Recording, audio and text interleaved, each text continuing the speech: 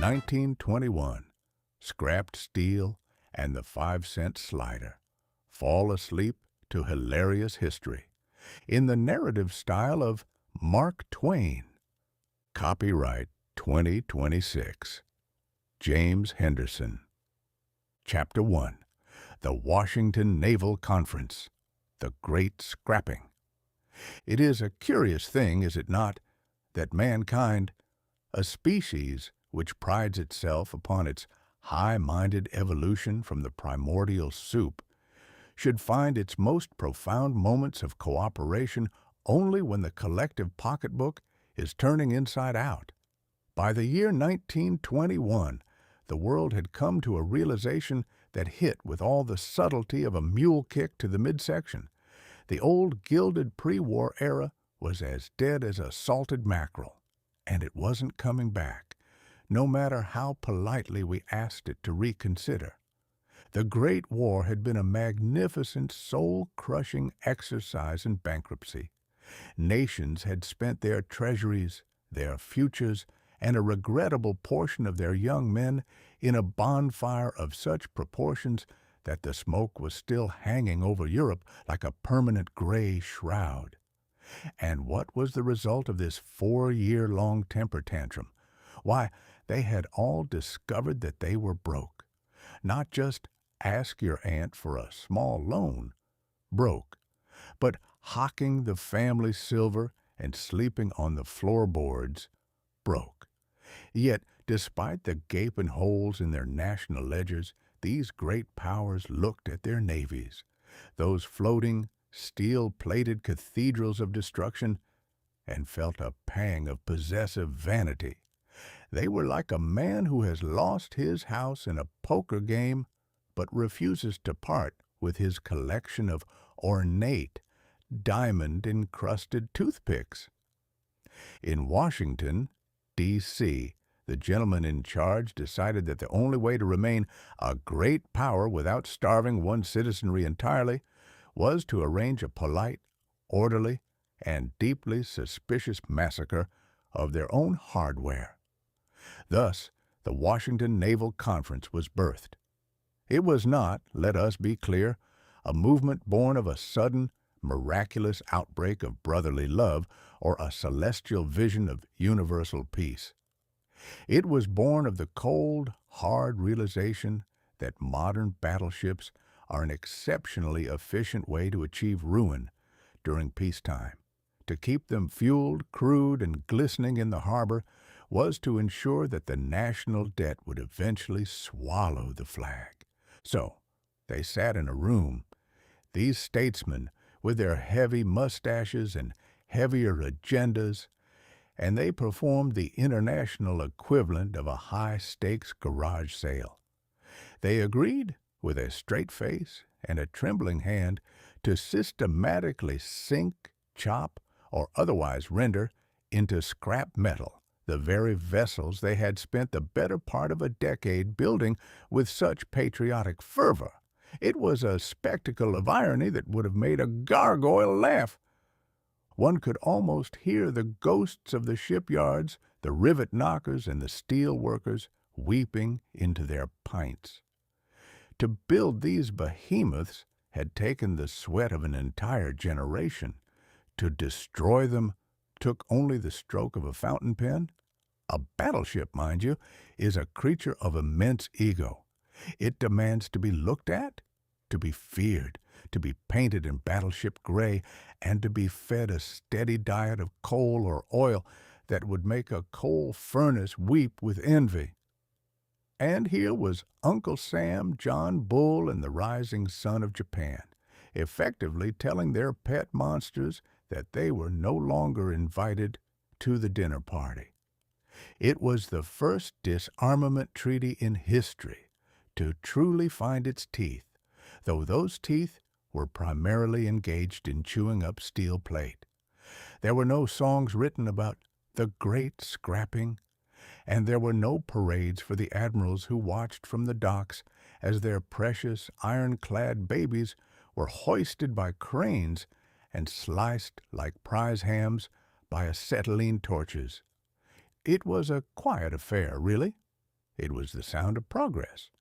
If one defines progress as the art of admitting that one's neighbor is just as broke as oneself, and that if we all agree to be slightly less armed, we might just be able to afford a decent pair of boots for the winter. The logic, however, was as slippery as a wet deck in a gale. Each nation agreed to scrap their ships on the condition that the others did the same, like schoolboys promising not to bring switchblades to class, provided their best friend did the same. Every admiral in the room was keeping one eye on the treaty and the other on a secret ledger, wondering if the enemy had truly broken their ships or simply tucked a few cruisers away in a hidden cove somewhere, covered by a tarp. Science, meanwhile, was busy elsewhere. While the politicians were busy burying the past in the form of discarded gunboats, the medical men were fiddling with the innards of dogs, trying to find a way to keep a human being from wasting away into a shadow. They had figured out how to pluck a bit of magic from a dog's pancreas, a discovery that would soon turn a slow, lingering death into a manageable chore. It is, perhaps, the grandest irony of 1921. We were busy destroying the machines that killed us by the thousands, while simultaneously learning how to save a single life with a needle and a prayer.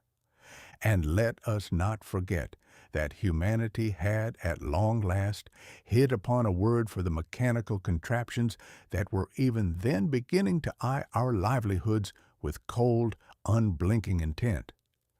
They called them robots. It was a word pulled from the Czech, meaning forced labor, which is a remarkably honest way to describe the things we build to save us from the exertion of existing. So there they were, the powers of the world, huddled in Washington, trying to balance the books of an era that had already vanished into the mist. They chopped up their ships, they signed their treaties, and they went home to face the music of a new decade. They thought they were solving the problem of war, but in reality, they were merely rearranging the deck chairs on a sinking civilization. They wanted to keep their seats at the table, but the table was made of plywood and the legs were starting to buckle. It was a year of endings, a year of scrap metal, and a year where the world began to realize that if it didn't find a way to reconcile its ledger, it would soon find itself on the auction block. But as for the common man, he didn't care much for the treaties or the sinking of the hulls. He was more concerned with the fact that if he played his cards right, he might soon be able to walk up to a window, toss a nickel onto a counter, and be handed a tiny square hamburger, a culinary miracle that would somehow convince him that he wasn't eating his own boot leather. And in the grand, chaotic, and occasionally ridiculous theater of the 20th century, that, I suspect, was progress enough for anyone. The year moved forward, indifferent to the scrap heaps of the past, already winding the crank for whatever madness was to follow. 1921 was a year of preparation, a year of steel being repurposed for things less bloody, but perhaps just as consequential.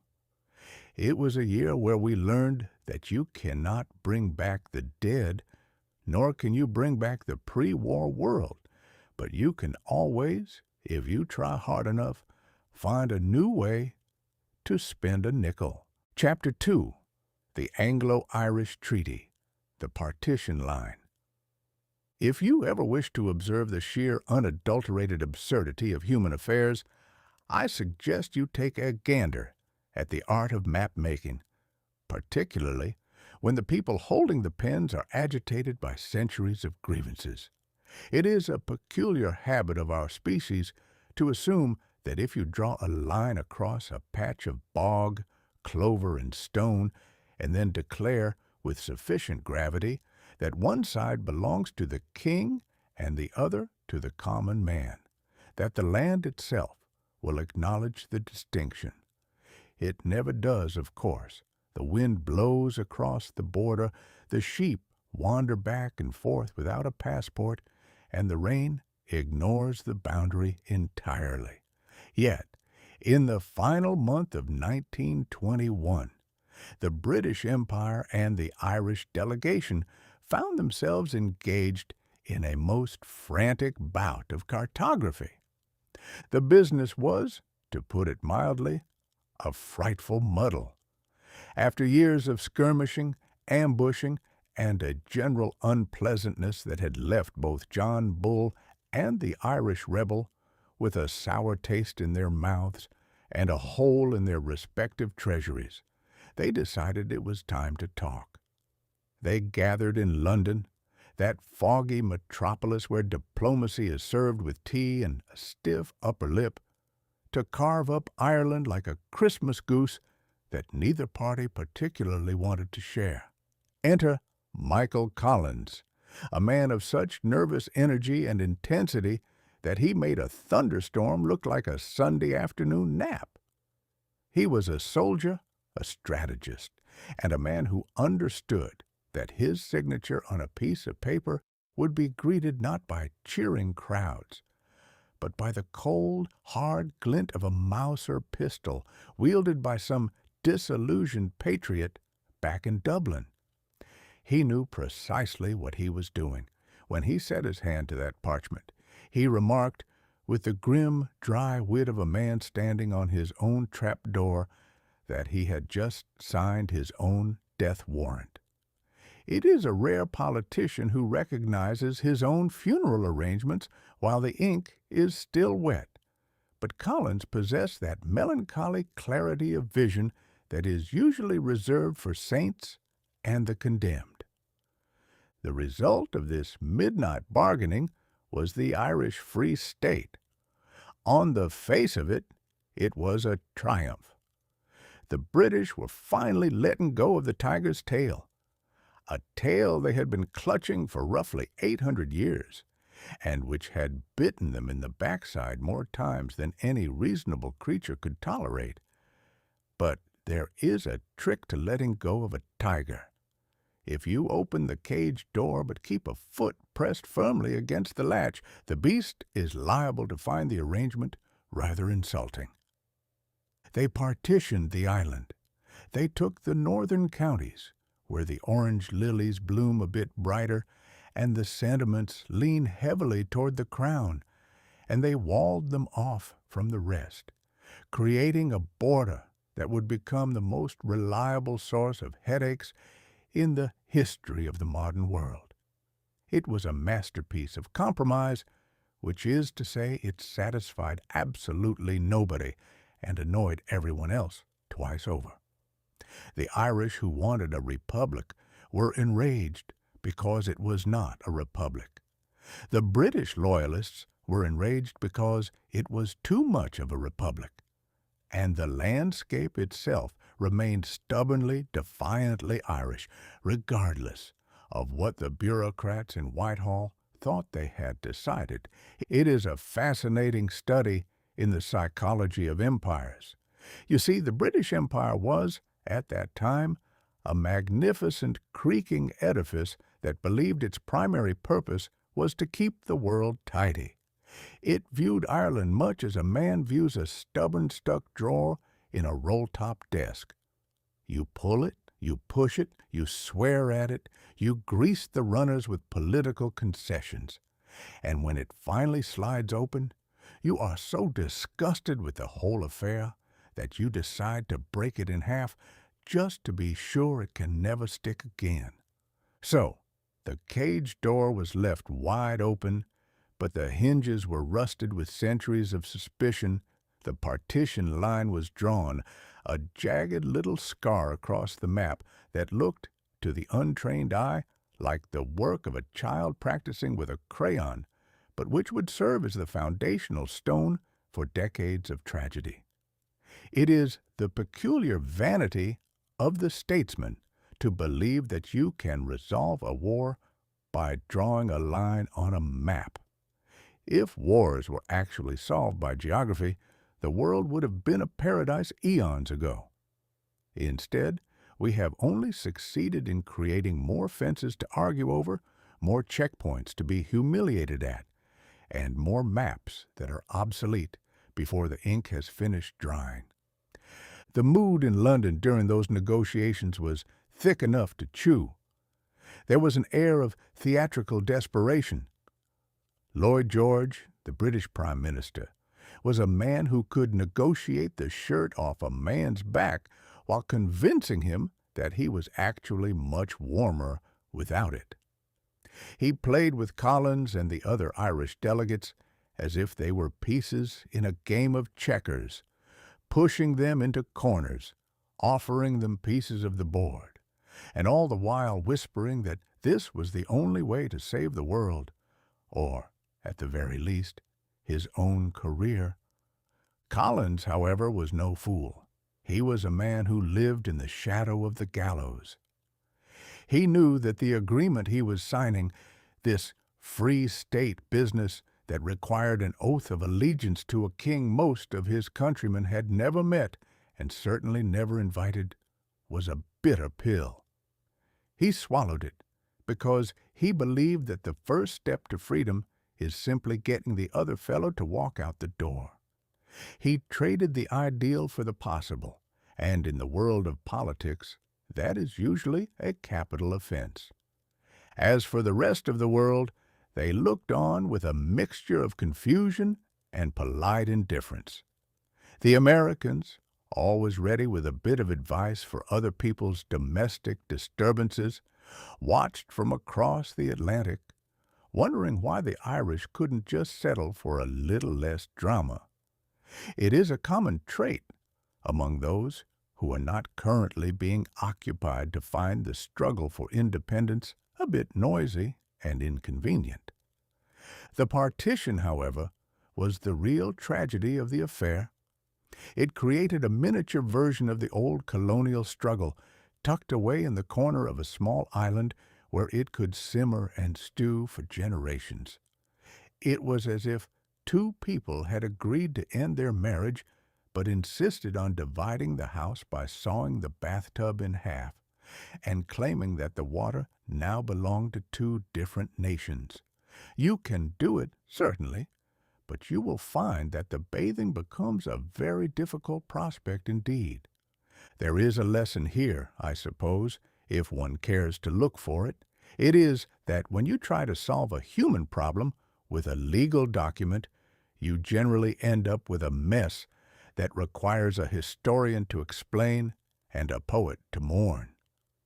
The treaties of 1921 were written by men who wanted to stop the shooting, which is a noble aim, but they did so with the arrogant assumption that they could force history to halt in its tracks. History, however, has a way of laughing at such impertinence. It does not stop for treaties. It merely takes a deep breath, ignores the lines on the maps, and continues on its own messy, blood-soaked path. And so, Ireland was divided. The empire heaved a sigh of relief that was premature by at least a century, and Michael Collins walked out of that room in London knowing that he was already a ghost. He had signed the paper, he had let the tiger out of the cage, and he was now left to face the consequences of a peace that felt suspiciously like a preamble to another, more internal conflict. It is the tragedy of the peacemaker, I think. You are expected to satisfy the demands of the past, the needs of the present, and the desires of the future, all while working in a room filled with people who would rather see you hanging from a lamppost than shaking hands. If you succeed, you are a traitor. If you fail, you are a failure. It is a thankless profession, really, but someone has to do it, if only to provide the history books with a little bit of melodrama to keep the children from falling asleep during their lessons. As the year drew to a close, The Partition was the talk of the town, from the pubs of Dublin to the halls of Westminster. People argued over it, drank to it, and cursed it, but the line remained. The ink was dry, the borders were marked, and the world moved on to the next crisis, confident that it had, once again, put the world to rights. How little we understand of the things we do! We changed the name of the government, we moved the soldiers to a new garrison, and we tell ourselves that we have changed the nature of the people. It is a charming delusion, and it has kept us warm at night for thousands of years. But come morning, the tiger is still hungry, the border is still just a line of dirt, and the human heart remains as stubborn and as complicated as ever. Chapter 3. Lenin's New Economic Policy. Capitalism's Guest Appearance. It has been a long-standing observation of mine that if you give a man a theory, he will starve for it. But if you give him a crust of bread, he will eventually find a way to justify the theory that let him buy it. Nowhere was this peculiar quirk of the human animal more vividly on display than in the year 1921, within the borders of that vast, frozen, and perpetually bewildered expanse known as Soviet Russia. After several years of attempting to legislate the laws of economics out of existence, Vladimir Lenin, a man whose intellect was as sharp as a razor and just about as comfortable to hold, found himself staring into the bottom of an empty bowl. The grand experiment, that bold endeavor to march directly into a socialist paradise by abolishing the very notion of personal profit, had hit the sort of snag that usually results in a mass exodus to the local cemetery. Peasants, it turns out, have a stubborn, ingrained, and highly inconvenient habit of refusing to grow food if the government intends to confiscate every last kernel of grain for the greater good. The greater good, as it happened, was currently looking remarkably like widespread famine. The cities were hollowed out, the factories were silent, and the countryside was populated by people who were, quite reasonably, deciding that farming was a hobby they would rather pursue in another country, or, failing that, in the afterlife. Lenin, who was nothing if not a realist, eventually peered over his spectacles at the ruins of his utopia and came to a conclusion that must have stung worse than a winter wind on the Volga. Total communism, when applied with the heavy hand of a wrecking ball, resulted in a population that was far too dead to participate in the revolution. And so, with a shrug that shook the foundations of the Kremlin, he introduced the New Economic Policy, or the NEP, as it was affectionately known. It was, in effect, capitalism's guest appearance in the grand theater of the proletariat. Lenin decided to allow the Russian peasants to sell their own grain on the open market after they had paid their taxes to the state. He allowed for small shops to open, for craftsmen to sell their wares, and for the pulse of commerce to return, however feebly, to the veins of the nation. It was a retreat, certainly, but it was a tactical one. It was the equivalent of a man who has been trying to run through a brick wall, deciding after the fifth attempt to try the door handle instead. The transformation was nothing short of miraculous, if one defines miracles as the sudden re-emergence of things that can be bought, sold, or bartered. Suddenly, the marketplace, that chaotic, loud, and delightfully disorganized arena that the planners had tried so hard to erase, began to stir again. It turns out that even the most dedicated comrade, a man who would gladly lecture you for 3 hours on the dialectical inevitability of history, works a bit harder when there is a shiny, clinking ruble at the end of the furrow. It is a fascinating thing to watch, the return of the middleman. They appeared as if by magic, scurrying out of the woodwork like mice when the cat has gone to take a nap. They were called nepmen, and they were the most despised, necessary, and vibrant creatures in the entire Soviet experiment. They wore fancy hats. They smoked cigarettes with an air of illicit triumph, and they greased the wheels of a stalled economy with the sort of energy that only a man who is legally allowed to make a profit can muster. They were the capitalists the revolution was supposed to have incinerated, yet here they were, running the shops, trading the goods, and providing the bread that kept the revolution from eating itself. Lenin defended this heresy with the dexterity of a card sharp. He called it state capitalism, a term so wonderfully elastic that it could be stretched to cover almost any sin, provided you were important enough to be the one defining the words. He explained that one must take one step backward so that one might take two steps forward, which is a logic I have found equally applicable when navigating a dark room full of furniture, though I wouldn't recommend it as a national policy. The true comedy, however, was found in the ideological contortions performed by the party faithful. One had to be a master of intellectual gymnastics to reconcile the Marxist doctrine of total equality with the sight of a merchant selling a pair of boots for a tidy profit in the corner of a square. They spent their evenings in smoke-filled rooms, writing lengthy treatises about how this was merely a temporary phase, a necessary evil, a strategic retreat that would surely lead to a more robust socialist victory later on. They talked and they argued and they debated, while the NIP men outside were busy actually moving the grain, fixing the machines, and keeping the lights on. It was a lesson in the difference between the world as we wish it to be and the world as it insists on being. You can pass all the decrees you like.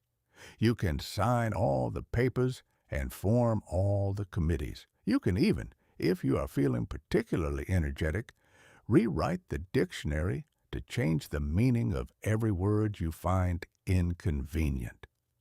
But at the end of the day, a man will still want a fair price for his labor, and a woman will still want a decent loaf of bread for her family. If the system does not provide these things, the people will create their own system beneath the floorboards, and no amount of secret police or ideological purity will stop them. One might have thought that this would lead to a period of reflection, a time for the revolutionaries to ask themselves whether their original blueprints might have been drafted by a man who had never actually met a human being, but that would be asking too much of the revolutionary spirit. They were too busy celebrating the success of the NEP, pretending that the return of capitalism was actually an ingenious triumph of communist strategy. It was like a man who sets his own house on fire and then takes a ball for his bravery in calling the fire brigade. The NEP did its job, of course. The famine receded, the grain flowed back into the cities, and the Soviet Union pulled itself back from the precipice. But it left behind a profound, lingering anxiety. The party leaders were now in the uncomfortable position of having invited the fox into the hen house. And though they kept a very close eye on the fox, they had to admit that the hens were, for the first time in years, looking quite well fed. I watched this from afar, observing the spectacle with the detached amusement of a man who knows that history is written by the victors, but lived by the fools. It was the same old play with a different set of costumes.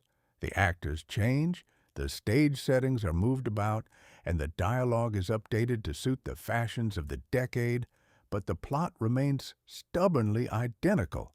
People want to live, they want to eat, and they will stubbornly refuse to sacrifice, either just because some fellow in a high office has a vision. And so, Russia stumbled into the mid-1920s, a strange hybrid creature that was part revolutionary fire and part small-town marketplace. It was a fragile, nervous piece, balanced on the hope that if they just played along with these capitalist incentives for long enough, the true paradise would eventually arrive on its own accord. I, for one, have my doubts. But then again, I am just an old storyteller who knows that if you give a man a ruble, he will always want another, and he will never be satisfied with an explanation of why the currency is supposedly failing. History is a heavy thing, and we tend to drag it behind us like a sack of rocks. The Russians were trying to cut the rope only to find that the rocks were the only thing keeping them from floating off into the stratosphere of pure, unadulterated nonsense. By the end of 1921, the world had learned that you cannot mandate the human spirit, nor can you outlaw the instinct for profit. You can suppress it, you can hide it, and you can call it names, but it will always be there, waiting for the moment when the commissar turns his back, ready to offer you a better deal for your grain. And honestly, who could blame them? If I were living on the banks of the Volga, I'd take the ruble too. Chapter 4. The Emergency Quota Act, the Mathematical Wall. If there is one thing that the American politician loves more than a parade, it is the invention of a problem that didn't exist until he started looking for it.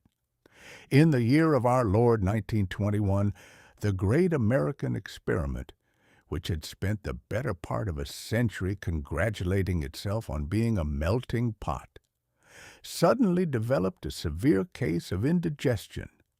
The powers that be in Washington, looking out at the teeming harbors and the crowded tenements with the squint-eyed suspicion of a man who fears his neighbor might be stealing his newspaper, decided that the pot had finally boiled over.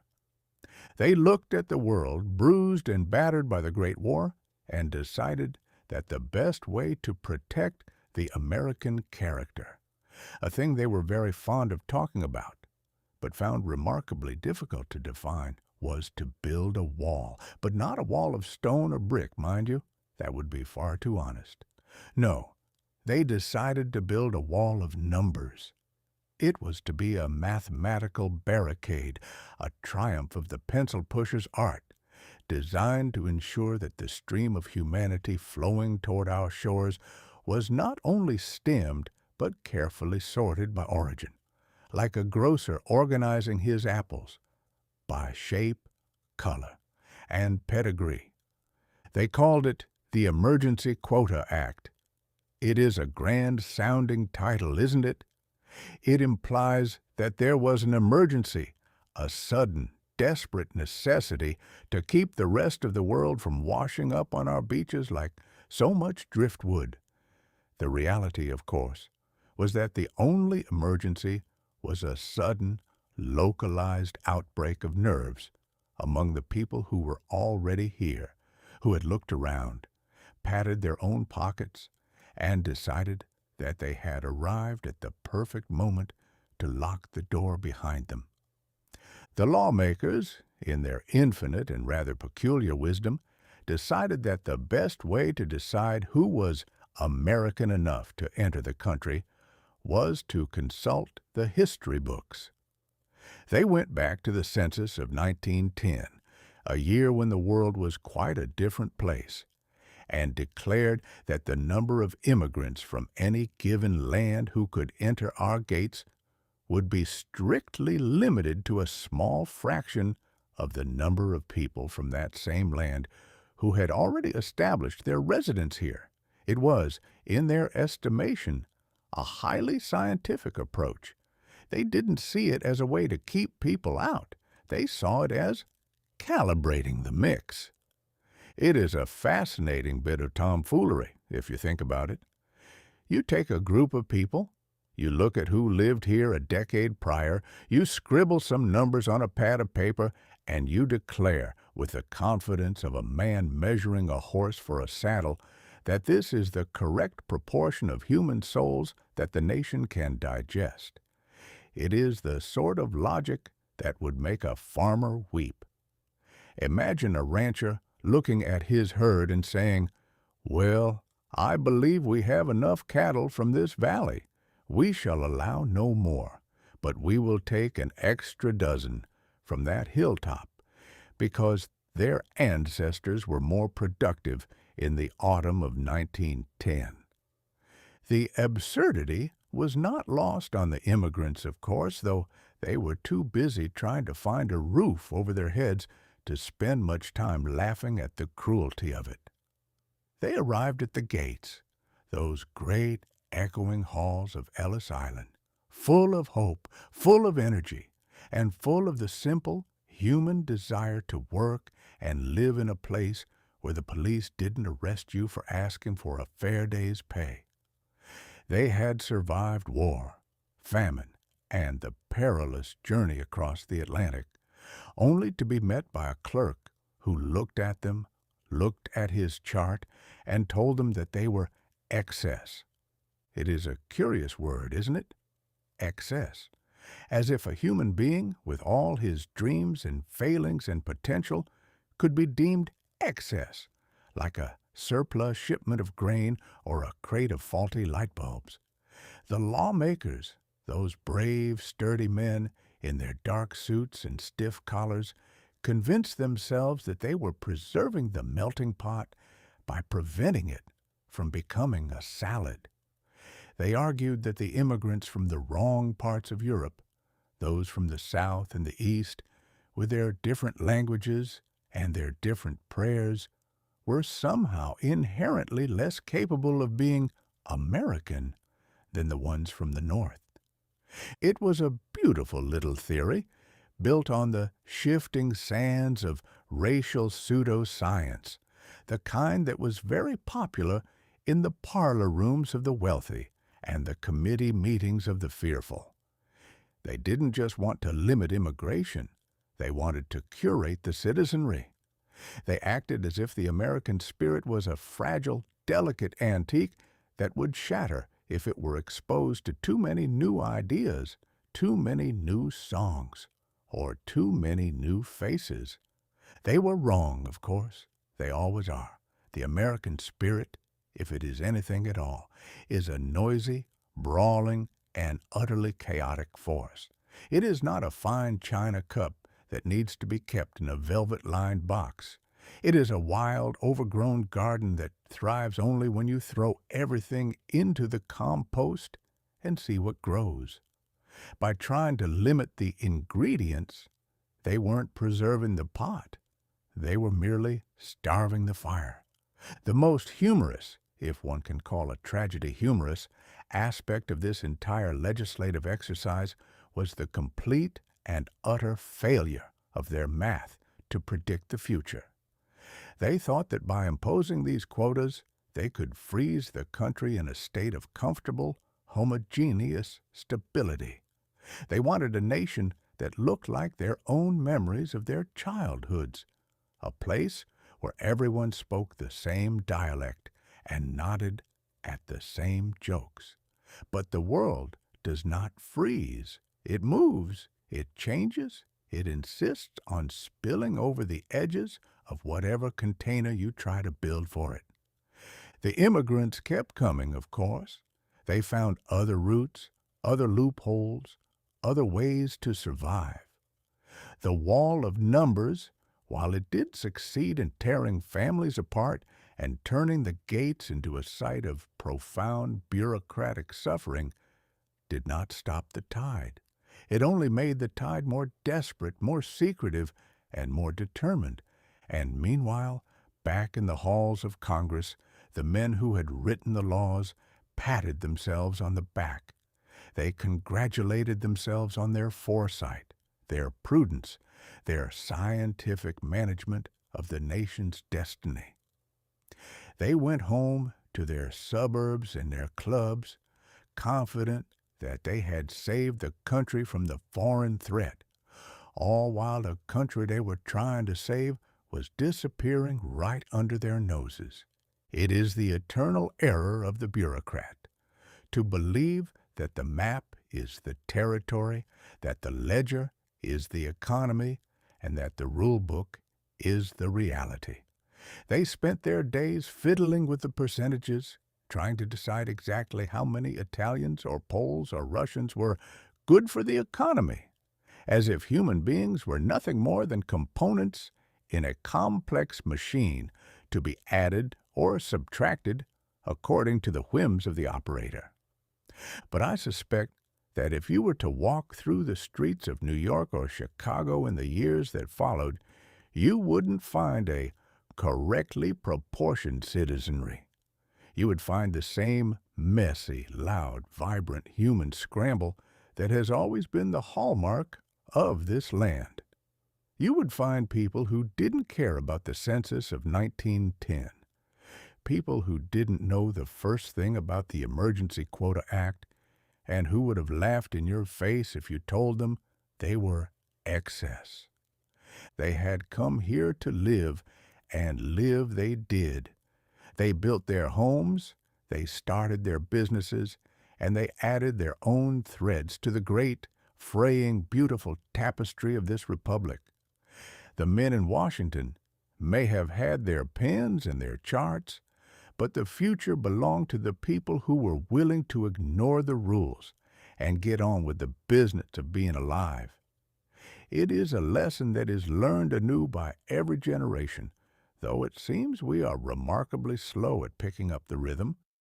The world will always be bigger than our laws, and the human spirit will always be far more complex than any number a politician can scribble on a piece of paper.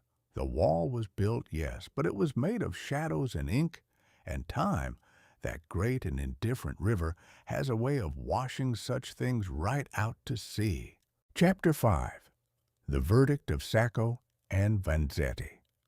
It is a peculiar condition of the human spirit that when we are most afraid, we are most likely to reach for the nearest available scapegoat, just as a man who is terrified of the dark will hit the first thing he bumps into, regardless of whether it is a mahogany chair or his own grandmother. In the year 1921, the great state of Massachusetts, a place that prides itself on its stiff-collared heritage, its history of liberty, and its general superiority in matters of intellectual rigor, found itself in the grip of such a panic that it quite forgot how to behave like a gentleman. The occasion for this collective trembling was the trial of two Italian immigrants, Nicola Sacco and Bartolomeo Vanzetti. Now, to the common observer, these were merely two men who had the misfortune of being born in the wrong place, possessing the wrong set of ideas, and looking entirely too much like the sort of people who might have a revolutionary thought before breakfast. They were anarchists, which is to say they held the rather inconvenient belief that the world might be a better place if it were not quite so burdened by governments, borders, and the general nonsense of the ruling classes. In any other decade, they might have been dismissed as harmless eccentrics, the kind of fellows you find muttering in the back of a coffee house.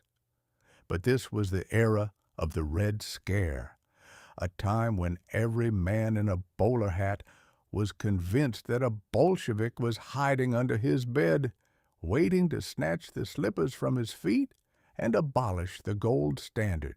The courtroom in Dedham became the stage for a performance that would have been comical had the stakes not been life and death.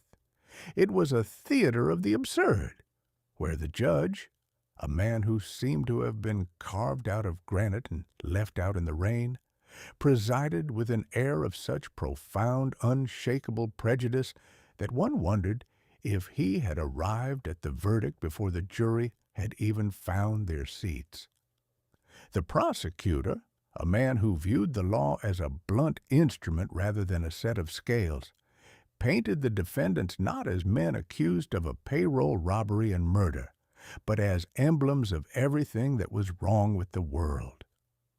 The evidence presented was of the sort that would have been laughed out of a small-town justice of the peace's office in the wilder parts of the West. It was shaky, it was inconsistent, and it was held together by little more than the sheer desperate desire of the jury to rid their fair state of these undesirables.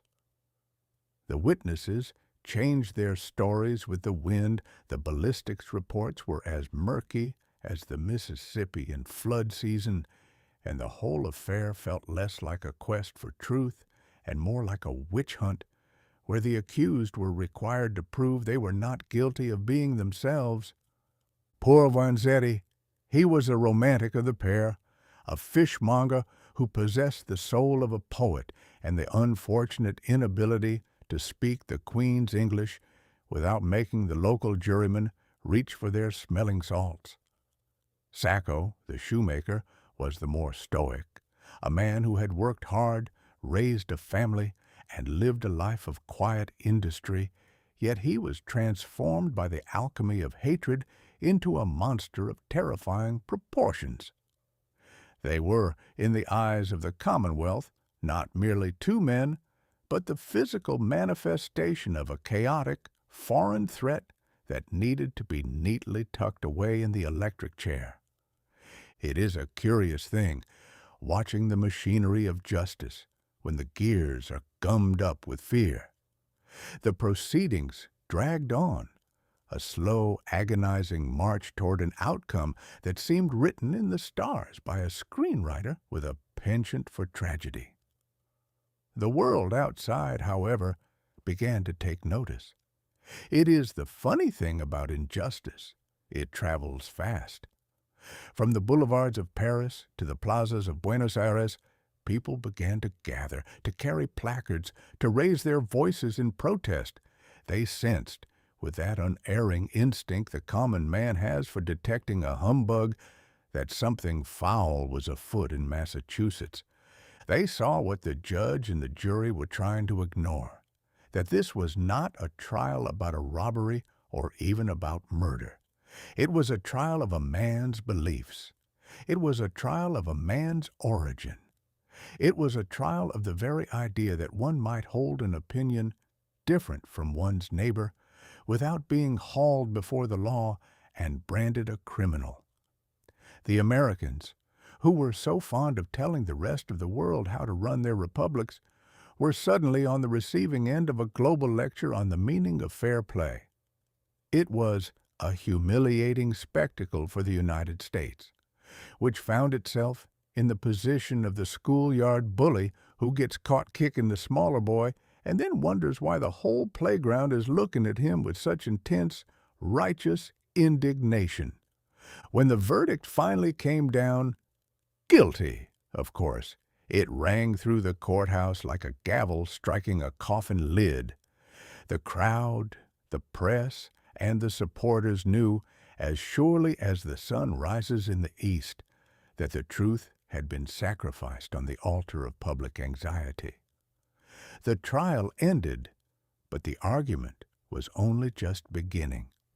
It would outlive everyone in that room. It would outlive the judge, the prosecutor, and the jury. It would become one of those dark, indelible stains on the history books that future generations would point to and ask, how could they? Were they all mad? It is easy, from the comfort of our own time, to judge them. We look back at the photos of Sacco and Vanzetti, those dark, weary eyes, those humble faces, and we feel a pang of shame for our ancestors. But let us not forget that we, too, are prone to the same fits of madness. We, too, are always looking for a villain to pin our problems on, always looking for a way to ensure that the people who make us uncomfortable are safely silenced. We have our own ways of conducting trials, our own ways of selecting the guilty, and our own methods for drowning out the voices that challenge our settled, comfortable world.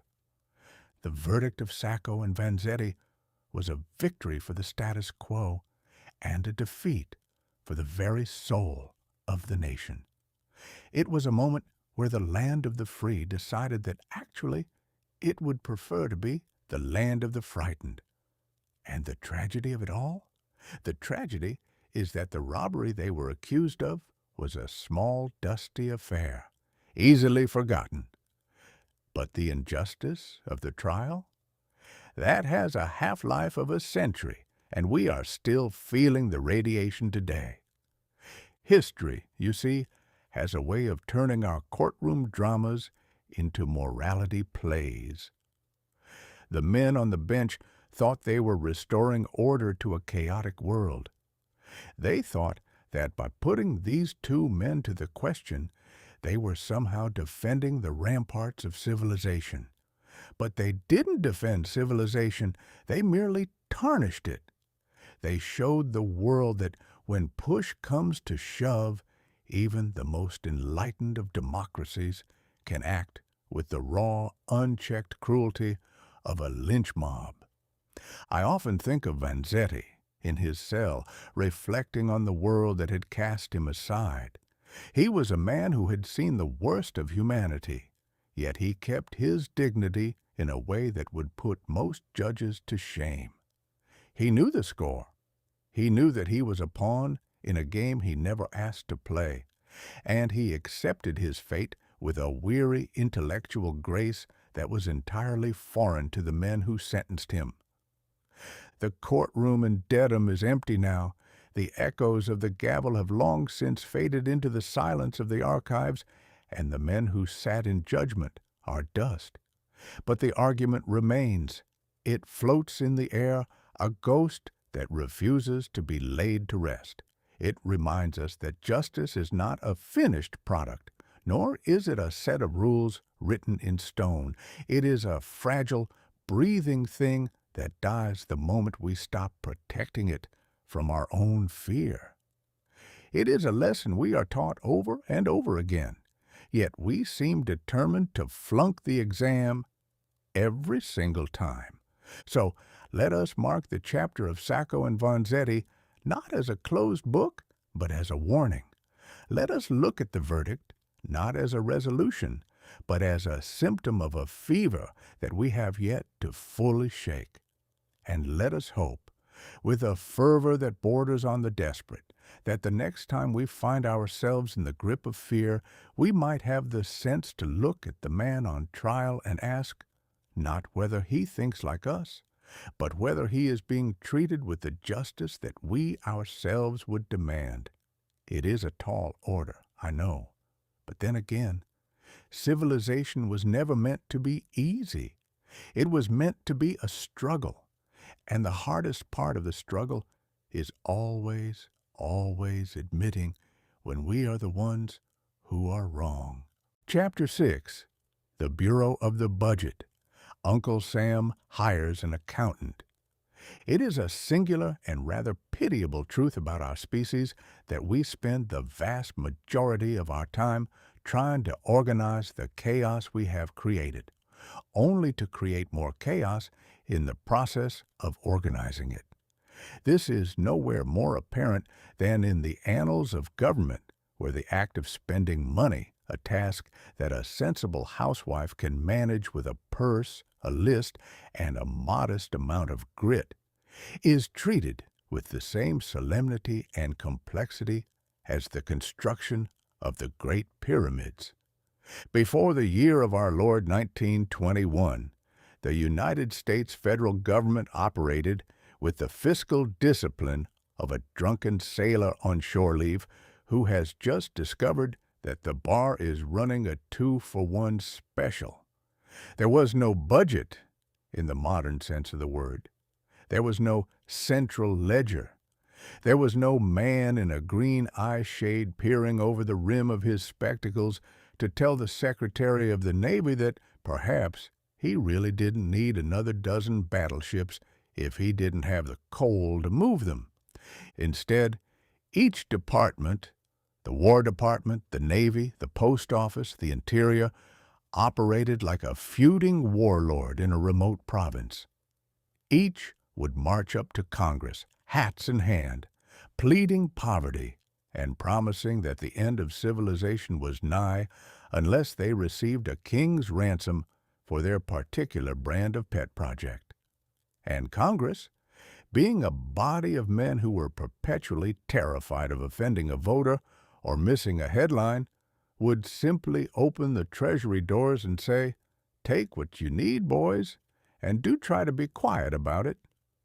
The receipts were, by all accounts, kept in the sort of places you might store your spare buttons or your collection of rusted nails, cigar boxes, shoe boxes, and the occasional discarded desk drawer. It was a marvelous system, provided your goal was to lose track of every cent as efficiently as possible. It had a certain breezy, frontier-like charm to it, I suppose. It was the Wild West of finance, where the only thing that mattered was how loudly you could shout and how many friends you had in the cloakroom. But as the country grew, as the bills from the Great War began to pile up like snowdrifts against the front door, and as the realization dawned that the nation could not exist on optimism and promissory notes alone, the powers that be decided that something had to be done. They decided, in their wisdom, that Uncle Sam needed an accountant. Thus, the Budget and Accounting Act was passed, and into the world stepped the Bureau of the Budget. It was a grand bureaucratic invention, a shiny new machine designed to impose order upon the messy, sprawling, and delightfully hungry beast of federal spending. They hired a fellow named Charles Dawes to be the first director, a man who possessed a mustache of such formidable proportions that it alone should have been sufficient to frighten the most profligate spender into a state of temporary frugality. Dawes arrived in Washington with the air of a man who had been sent to clean out the Augean stables with nothing but a pair of tweezers and a very stern look. He was expected to track the spending, to demand explanations, and to say no, a word that had been, up until that point, entirely absent from the vocabulary of the federal bureaucracy. One can only imagine the scene. Here was the Bureau, armed with its ledgers and its red tape, trying to tell the powerful secretaries in the grand panjandrums of Washington that they could not have their new furniture, their extra clerks, or their gold-plated stationery. It was like watching a man try to put a corset on a hippopotamus. The creature might be squeezed into a shape for a moment, but the underlying mass of appetite and ambition remains, and it is going to bulge out somewhere else. The irony, of course, was rich enough to induce a coma. The government, which had spent years proving itself incapable of managing a single lemonade stand without creating a department, a commission, and a 3-volume manual on the proper way to squeeze a lemon, was now going to manage the finances of an entire continent. They were going to bring efficiency to the government. It is a word that bureaucrats love, for it allows them to believe that their paper pushing is actually accomplishing something. In reality, efficiency in government is just a way of ensuring that the waste is documented in triplicate, signed by a committee, and filed in a cabinet that will never be opened again. The Bureau of the Budget became the nation's conscience, or at least the part of the conscience that sits on your shoulder and tells you that you probably shouldn't have bought that third slice of pie. It tried to create a plan. It tried to anticipate needs. It tried to treat the national debt as a thing that mattered rather than as a fictional number that lived in the ether of political debate. But a budget, my friends, is a peculiar thing.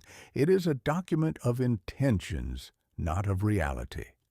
It is a work of fiction, written by men who are guessing what the world will look like a year from now, and then pretending that they have the power to keep it that way. If you have ever tried to stick to a budget in your own home, you know exactly what I mean. You plan for the groceries, you plan for the repairs, you plan for the holidays, and then the furnace breaks. The cat eats something he shouldn't, or the roof decides to surrender to the rain. The budget, that noble document, is torn to shreds, and you are back to scratching your head and wondering where the money went. Now, multiply that by 1,000 and give yourself a mandate to run a nation, and you have the Bureau of the Budget in 1921. It was an exercise in futility, but it was a dignified exercise in futility. It gave the appearance of control. It gave the politicians something to point to during an election year to prove that they were fiscal conservatives. It allowed the voters to sleep a little sounder at night, convinced that there was some fellow in Washington who was keeping a sharp eye on the Treasury, even if that fellow was mostly just shuffling papers around to make it look like the books balanced. The national debt, that phantom menace, grew nonetheless. It is the nature of governments to expand, to reach, and to spend, and no amount of ledger-keeping will change the fundamental truth that a man who has the power to print his own money will eventually succumb to the temptation to do so. The accountants could count the money, they could categorize the expenses, and they could scold the departments for their greed, but they could not control the human impulse to want more, to build more, and to conquer more. I suspect that if we were to look closely at those early budgets, we would find that the art of creative accounting was already well practiced. They learned very quickly that if you call a bridge a strategic infrastructure investment, it sounds much better than a costly, unnecessary pile of steel, and it is much harder for a bureaucrat to object to it. They learned to bury their excesses in the footnotes, to hide their blunders in the appendices, and to present the whole messy, bloated affair as a model of prudent management. And so, Uncle Sam hired an accountant, and the accountant dutifully counted the pennies, sorted the receipts, and tried to convince the rest of the family to stop spending money they didn't have. It was a noble gesture, I suppose. It was the first tentative step toward the complex, tangled, and utterly incomprehensible financial architecture that we inhabit today. We have traded the shoebox for the supercomputer, but the game remains the same. We are still guessing at the numbers, we are still hoping for the best, and we are still convinced that if we just fill out the right forms, we can make the reality match our dreams. The Bureau of the Budget was born in 1921, and with it, the era of professional government spending. It was the moment when we decided that we didn't just want to be a country, but a corporation, a well-oiled machine, run by experts, overseen by managers, and guided by the bottom line. It sounded grand, it sounded sensible, and it sounded like the sort of thing a modern, forward-thinking nation ought to do. But as I watch the parade of history march on, I cannot help but chuckle. For all our ledgers, for all our accountants, and for all our budget committees, the government is still just a collection of human beings, and human beings are, by their very nature, terrible at counting. We are optimistic about our income and pessimistic about our expenses, and we always believe that the big fix is just around the corner. We are dreamers, all of us, and we are trying to run a shop on the wages of a poet. The Bureau of the Budget remains, of course, though it has grown much larger and much more intimidating since the days of Mr. Dawes. It has armies of staff, legions of computers, and more rules than a Philadelphia lawyer could memorize in a lifetime. It is the gatekeeper of the public purse, the arbiter of fiscal truth, and the primary source of the sort of confusing, jargon-filled reports that give the average citizen a migraine. And yet, I suspect that deep down, beneath all the layers of policy and process, the spirit of the old shoebox method still prevails. When the crisis comes, when the wars break out, and when the economy teeters on the edge of the abyss, the accountants are brushed aside, the ledgers are tossed in the corner, and the government does what it has always done.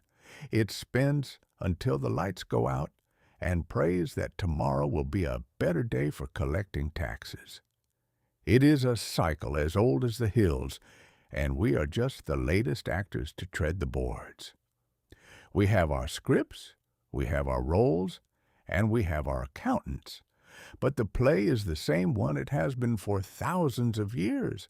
And the funniest part, we still think we're in control. Chapter 7. The Discovery of Insulin, the Pancreas Miracle. It has been said that the human body is a magnificent machine, a marvel of clockwork and sinew, but it is also a leaky, unreliable contraption that frequently requires the sort of tinkering usually reserved for a broken-down steam engine in the middle of a desert. Before the year 1921, there existed a particular flavor of misfortune that made all the other ailments of the world look like mere trifles. It was known as the sugar sickness, or diabetes if you fancy the medical tongue, and it was a thief, pure and simple. It would creep into a person, often a child or a vibrant soul in the prime of life, and it would start to steal the vitality, the spirit, and eventually the very substance of the sufferer, leaving behind a husk where a human being used to be.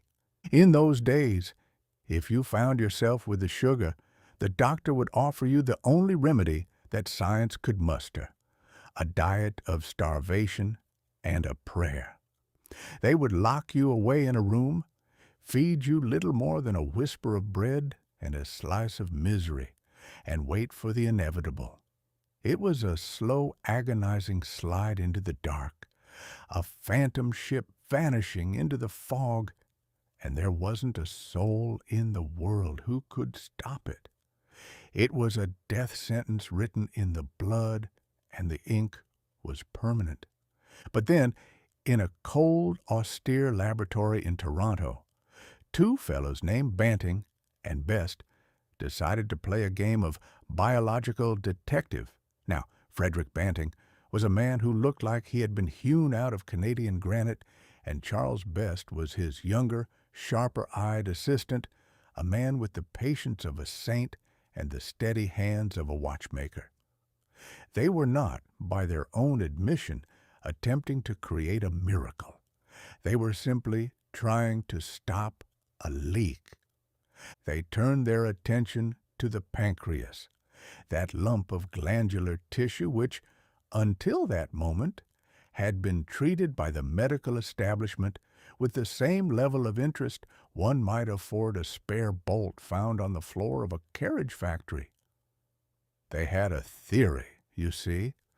They believed that there was a secret fluid, a bit of magic tucked away in the gut that kept the blood from turning into syrup. And to find it, they had to perform the sort of surgery that would make the average man faint dead away. They took to the dogs. It is a peculiar irony of our species, is it not? That in order to save the lives of little boys and girls, of fathers and mothers, we must first demand the sacrifice of man's best friend. The laboratory became a place of sharp, sterile smells and quiet, clinical tragedy. The dogs were the unwitting martyrs in this grand, gruesome crusade. They were the bridge between the hopeless despair of the pre-Insulin era and the miraculous future that lay just over the horizon. One has to wonder what the dogs thought of it all, if they thought anything at all, as they were subjected to the prodding, the stitching, and the extracting of their innards in the name of the higher purpose. They were the most unlikely saints, though I dare say they would have preferred a good long nap in the sun to the dubious honor of scientific martyrdom. Banting and Best worked with a frantic, obsessive energy, grinding, filtering, and boiling the extracts, looking for that elusive, life-saving elixir. They were fueled by nothing more than the hunch that they were onto something, and the occasional cup of lukewarm coffee. Their laboratory was a mess of glass tubes, rubber stoppers, and the general clutter of an operation that was half madness and half genius. It was the sort of place where, if you dropped a beaker, you felt as if you had committed a cardinal sin. The breakthrough, when it came, was not accompanied by a choir of angels or a thunderclap from the heavens. It arrived in the form of a successful experiment on a dog that had been made diabetic, a creature that had been withering away and then, miraculously, began to perk up as the extract coursed through its veins. It was as if someone had turned the lights back on in a house that had been dark for a century. The dog regained its strength, its spirit, and its appetite. It was a resurrection, plain and simple. The news of the discovery traveled like a brush fire. Suddenly, the medical community, which had spent years shrugging its shoulders at the suffering of the diabetic, was buzzing with a frantic, newfound hope. The Pancreas miracle, as it was soon called, was the talk of the clinics. It was the end of the starvation diets, the end of the slow, inevitable decline, and the birth of a new era. A child who was yesterday a ghost, waiting to fade away, was suddenly, by the grace of a needle and a bit of canine-derived juice, given a chance to run, to play, to grow old, and to be a nuisance to their parents for another 60 years. One can hardly imagine the magnitude of the shift. It was as if mankind had reached into the machinery of mortality and found a way to tighten a loose screw. It didn't solve the problem of death. The gears still wear down, the springs still snap, and the clock eventually runs out of wind. But it made the ticking a little more rhythmic, a little more predictable. We had learned to buy time, which is the only commodity that truly matters in this life, though we always seem to squander it on the most trivial of pursuits. And yet, despite the triumph, there remained that lingering, uncomfortable question of the dogs. It is the cost of doing business with nature, I suppose. Nature is a grand, inventive, and utterly indifferent creature, and if you want to pry its secrets loose, you must be prepared to pay the price in blood. The researchers were hailed as heroes, their names etched into the annals of medical history alongside the giants of the past. But I suspect that in the quiet moments when the accolades had faded and the lab was empty, they might have thought of the dogs. They might have wondered if the weight of all those saved lives was enough to balance the scales against the ones that were given up in the cold, hard search for the answer. It is the burden of progress. We march forward, we invent, we discover, and we cure, but we never quite leave our innocence behind. Every time we take a step toward a better world, we leave a trail of ghosts in our wake, and the miracle of insulin was no exception. It was a triumph, yes, and it saved countless souls from a premature grave, but it also served as a grim reminder that our dominion over the natural world is a shaky, fragile thing, bought with the currency of suffering. The Toronto laboratory eventually quieted down. The frantic energy of the discovery gave way to the steady, rhythmic pace of production, and the miracle became a routine, a daily ritual for millions.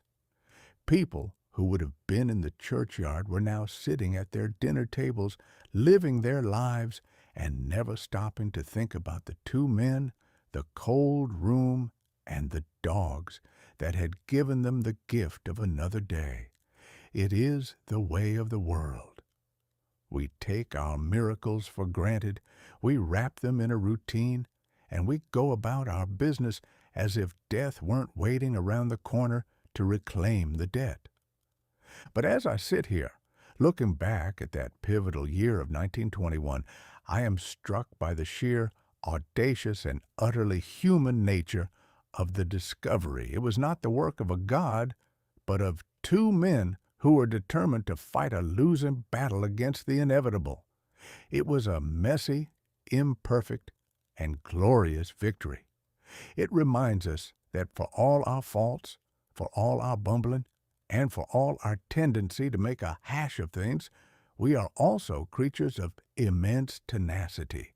We will fight, we will bleed, and we will tinker with the very fabric of existence if it means we can save a single precious life. We are a queer lot, the human race. We can devise machines of war that can tear a man to pieces in a heartbeat, and yet we can also, in the very same decade, devise a way to keep a life from slipping away into the void.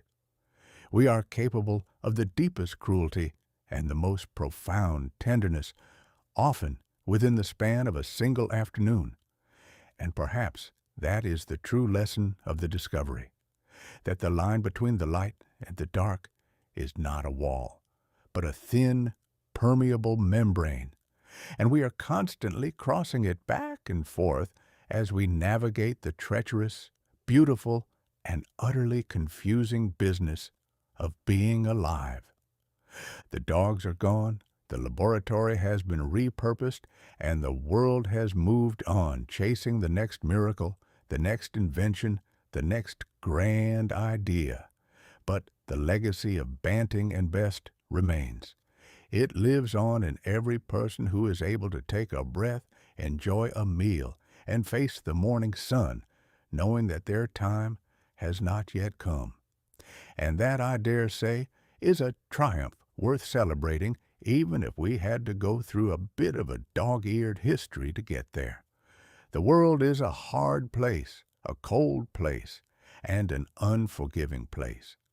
But sometimes, if you look hard enough and you're willing to get your hands a little dirty, you can find a way to make it just a little bit brighter. And that is the only kind of progress that truly counts, even if it is built on the bones of the past. Chapter 8. The Invention of the Band-Aid. It is a curious and melancholy fact of existence that the most significant advancements in human comfort rarely arrive with the fanfare of trumpets or the thunderous applause of the scientific academy. They do not typically originate in the pristine, hallowed halls of universities, nor are they the product of committees composed of men with long titles and short tempers. No, the truly revolutionary ideas, the ones that actually make life slightly less wretched for the common man, usually bubble up from the depths of a domestic crisis, born of the simple, desperate desire to stop bleeding in the kitchen without having to summon a priest or a surgeon. In the year of 1921, the great state of medical progress was obsessed with the grand gesture. We were busy curing the big, dramatic diseases, chasing mysterious hormones in the innards of canines, and debating the merits of high-minded political treaties. Yet, in a quiet house in New Jersey, a man named Earl Dixon was wrestling with a problem that plagued every household in the civilized world: the sheer, unadulterated annoyance of a minor kitchen accident. You see, in those days, if you were so unfortunate as to slip with a paring knife or graze your knuckle against a hot iron, a common enough occurrence for anyone who dared to set foot in the vicinity of a stove, you were presented with a medical dilemma of the highest order. The standard procedure for dressing a wound was a comedy of errors. It involved a piece of sterile gauze, a roll of tape that possessed either the adhesive properties of a swamp or the structural integrity of wet tissue paper, and a degree of manual dexterity that would put a master watchmaker to shame. One had to hold the gauze, cut the tape with scissors that were invariably dull, try to apply the bandage with one hand, and manage not to faint at the sight of one's own thumb. The result, 9 times out of 10, was a mangled, bulky, and thoroughly ridiculous contraption that would fall off the moment you attempted to stir a pot of soup or fold a napkin. We spent our lives walking around with stained dish towels wrapped around our fingers, looking like casualties of a miniature war, all because we couldn't figure out how to stick a piece of cloth to a piece of skin without a 3-act play. Earl Dixon, an employee at the venerable firm of Johnson & Johnson, a company that had built its reputation on selling the very same surgical supplies that were so confounded difficult to use, watched his wife Josephine wrestle with this ritual time and time again. Josephine was a woman of spirit and culinary ambition, and she had, as the phrase goes, a talent for finding the sharp edges in any room. Earl watched her clumsiness with the sympathy of a husband, but he watched her bandage application struggle with the eye of an inventor. He realized, with the sort of clarity that usually only visits a man in the middle of the night, that the problem was not the wound, but the procedure. Why were the gauze and the tape separated? Why did a man have to play the role of a surgeon in his own pantry? It was, he decided, a piece of logistical insanity. And so, with a bit of ingenuity and a generous application of the glue that the company had in abundance, he put a piece of sterile gauze onto the middle of a strip of adhesive tape, covering the whole sticky mess with a bit of crinoline to keep it from bonding to itself like a love-struck teenager. It was a humble, almost pathetic-looking little strip. It had no pedigree. It had no pedigree. It didn't have the backing of a board of directors or the endorsement of the Royal College of Surgeons.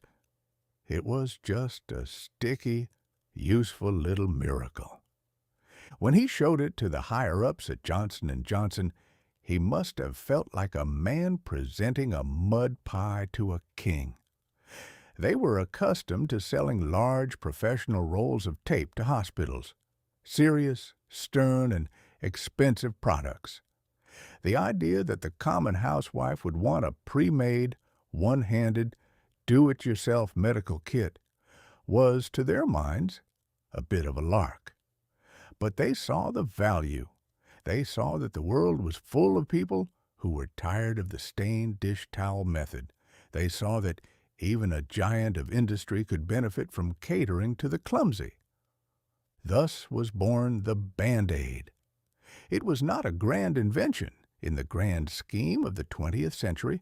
It did not end a war. It did not bridge the Atlantic. It did not send a man to the moon.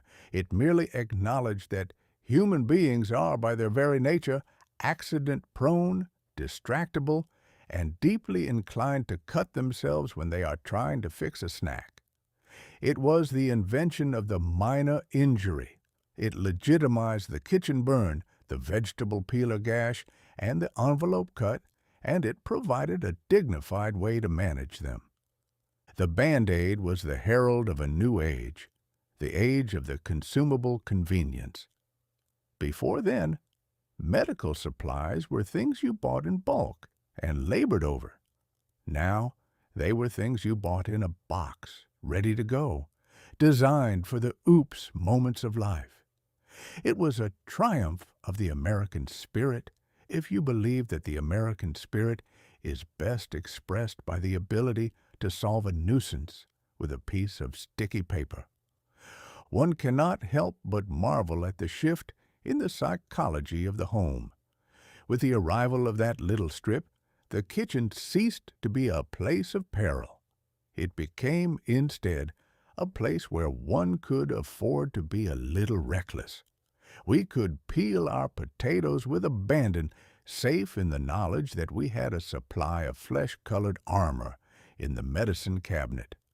We were freed from the tyranny of the surgical tape, and for that, every man, woman, and child who has ever sliced a thumb on a tomato owes a debt of gratitude to the Dixons of this world. The Band-Aid in its early days was a bit of a curious creature. It was made by hand, cut from large sheets, and sold in a box that looked like it contained a secret, but it caught on with the speed of a wildfire in a dry forest. Why? Because it addressed a universal truth, that we are all at heart a bit clumsy, and we all secretly crave a simple, easy solution to the messes we create. It was the 5-cent slider of the medical world, a small, cheap, and immensely satisfying cure for a temporary complaint. There is a profound, if somewhat whimsical lesson to be found in this, I think. We spend our days chasing the great looming disasters of the world, worried about the economy, the borders, and the state of the Union. We treat these things with the gravity of a funeral procession. Yet, the things that truly affect our day-to-day happiness are often the small, prickling irritations, the sliver in the finger, the scrape on the heel, the cut that won't stop bleeding on the white tablecloth. By solving the small problem, we regain the capacity to focus on the big ones, or at the very least, we are able to do so without bleeding on our work. Earl Dixon's invention did not win the Nobel Prize. It did not change the course of history in any way that a historian would care to footnote. But it made the world a slightly more comfortable place to inhabit, and that, in a world that is so often uncomfortable, is no small thing. It is the modest, persistent genius of the individual, the person who looks at a chore and thinks, there must be a lazier way to do this, that drives the real progress of the human race. We are not a species of grand thinkers, truth be told. We are a species of clever tinkerers, always looking for a better way to hold our lives together with a bit of glue and a strip of tape. As I look back on 1921, I see it as the year we finally decided to stop suffering for our clumsiness. We had the great discoveries, yes, but we also had the Band-Aid. We had the cure for the serious illness, and we had the cure for the minor mishap. It was a balanced year, in a way. It was a year that recognized both the gravity of our mortality and the sheer silly reality of our daily existence. We were learning to survive the big things, and we were learning to stop making such a fuss about the small ones. And so, the next time you reach for that little box in your medicine cabinet, the next time you peel back the crinoline and press that sticky strip onto your skin, take a moment to consider the genius of it all. Consider Earl Dixon, sitting in his New Jersey home, watching his wife struggle and deciding that he had seen enough of the stained dish towels. Think of the simplicity, the elegance, and the sheer unpretentious utility of it. We live in a world of complex, whirring, humming machines, of radios and automobiles and airplanes, but sometimes the greatest invention of all is the one that sits in a small box, waiting for the moment you inevitably slip up. It is the humble servant of the human condition, the quiet companion of our carelessness, and the unsung hero of the 20th century. It is the Band-Aid, and it is a testament to the fact that sometimes the best way to change the world is to just make it stick. Chapter 9. The Polygraph, the Electronic Conscience. It is a grand, old, and well-established tradition among the human race that the tongue was never intended to be a mere conveyor of cold, hard facts. If we were meant to speak only the truth, the world would be a dreadfully quiet place, and the dinner parties would be intolerable. No, the tongue is a work of art, a flexible instrument of invention, and we have spent the better part of our history polishing it to a high sheen. We lie to our creditors, we lie to our physicians, we lie to our spouses about the quality of the pot roast, and we lie to ourselves in the mirror every morning just to ensure we can face the day without bursting into tears. But in the year of our Lord 1921, a man named John Augustus Larson decided that he had had quite enough of this. He looked at the world, rife with double-dealing and hanky-panky, and determined that what we needed was not a change of heart, but a machine. He set about constructing a contraption that would measure blood pressure, pulse, and respiration, all with the singular, noble, and doomed ambition of catching a man in the act of spinning a yarn. He called it, with the terrifying precision of a man who has never had to sell a used horse, a lie detector. It was a marvelous collection of hoses, rubber bladders, and needles, looking for all the world like the inside of a boiler room that had been crossed with a sewing machine. When you sat in the chair and strapped yourself in, you weren't just sitting for a test. You were handing over your autonomy to a piece of ticking hardware.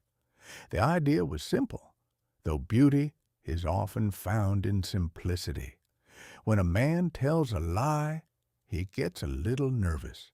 His heart beats a little faster, his palms get a little damp, and his breath hitches just so. The machine would capture these microscopic tremors of the conscience and translate them into a wavy, jagged line on a rolling strip of graph paper. We had finally done it. We had turned the soul inside out and printed it in ink. One can hardly overstate the absurdity of the enterprise. Here was humanity, after thousands of years of philosophy, theology, and the study of the human spirit, deciding that the best way to determine the truth was to ask a rubber cup for its opinion. It was the electronic conscience. It was the ultimate arbiter of morality, provided that your morality could be measured in beats per minute. I have seen many strange things in my time. I have seen men bet their entire fortunes on the turn of a card, and I have seen politicians promise to lower taxes while simultaneously building a navy that would make Neptune blush. But nothing quite rivals the spectacle of a man trying to judge the veracity of another human being based on a piece of paper that looks like a seismic reading of a mild earthquake. The trouble with the machine, you see, is that it doesn't actually detect a lie. It detects a man who is uncomfortable. And there are a great many reasons for a man to be uncomfortable that have nothing to do with the truth. Perhaps he is nervous because he is sitting in a cold, sterile room being poked at by a machine that looks like it might explode. Perhaps he is uncomfortable because he is hungry, or because he has a pebble in his shoe, or because he is deeply, profoundly annoyed by the man asking him the questions. The machine treats all these things as evidence of guilt, with the unblinking, unfeeling, and utterly dim-witted certainty of an accountant who has lost his pencil and is determined to blame the clerk. I reckon the most humorous aspect of this whole affair was the suggestion, whispered in the halls of power and debated in the newspapers, that we might one day use this device on our public servants. We might strap our representatives into the chair, line up the lobbyists and the party bosses, and ask them, did you or did you not promise the voters that you were interested in their welfare? It was a delightful thought, and it lasted for roughly the length of a sneeze. It was, of course, immediately and vigorously banned from being used on any man who held an office of importance. And why? Because the politicians were the only ones who understood the true nature of the machine's failure. You see, the machine relies on the idea that a man knows when he is lying. It relies on the presence of a conscience that will shudder at the sound of an untruth. But your professional politician? He is a creature of a different stripe. He has lived in the world of rhetoric for so long, he has been marinated in the brine of his own deceptions for so many years that he no longer distinguishes between the truth and a lie. When he tells you he is working for the betterment of the common man, he is not lying. He is performing. He believes it with the fervor of a convert, or at the very least, he has said it so often that his heart rate remains as steady as a tombstone. To put a politician on the polygraph would be a waste of good graph paper. The machine would hum, the needles would dance, and the indicator would proclaim him to be as pure as the driven snow, while he was simultaneously dismantling the treasury and selling the bridge. The machine would catch the poor nervous fellow who stole a loaf of bread to feed his children, and it would let the man who stole a railroad walk away with a clean bill of health. It is the hallmark of human invention. We always build a tool that serves the powerful and flags the weak.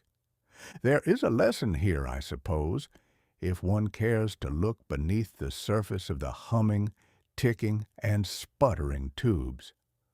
We are obsessed with the idea that the truth can be measured.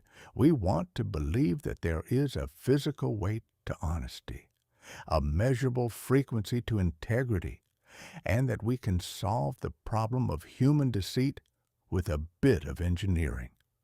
We want to build a machine to do the work that is supposed to be done by our own characters.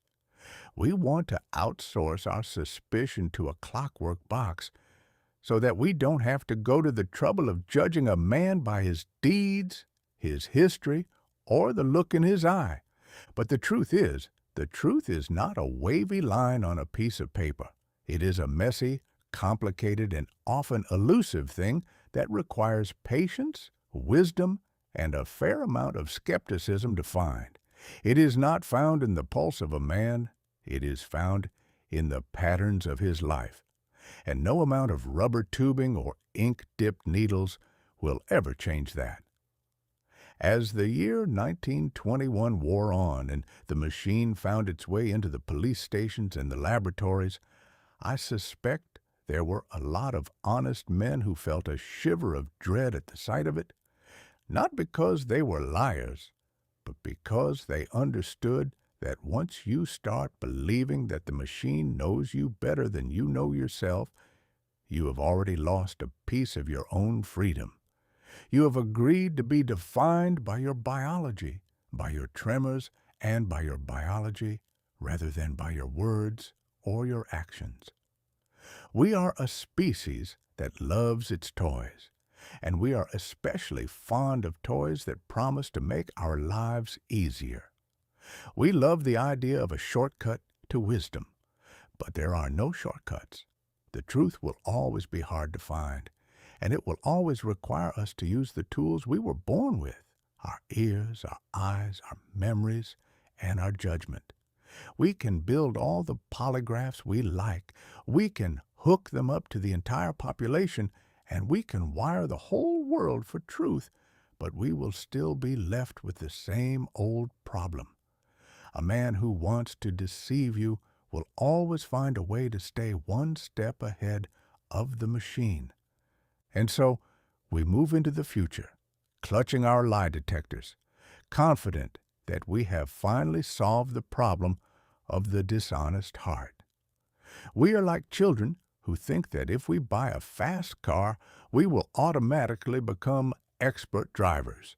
We have the gadget, we have the graph paper, and we have the scientific backing, and we are just as prone to being fooled as we were when we were sitting around a campfire in the Stone Age. I'll stick to my own methods if you don't mind. If I want to know if a man is telling me the truth, I'll take him out for a meal. I'll watch how he treats the waiter. I'll listen to how he talks about his neighbors, and I'll pay attention to whether he looks me in the eye or stares at the ceiling.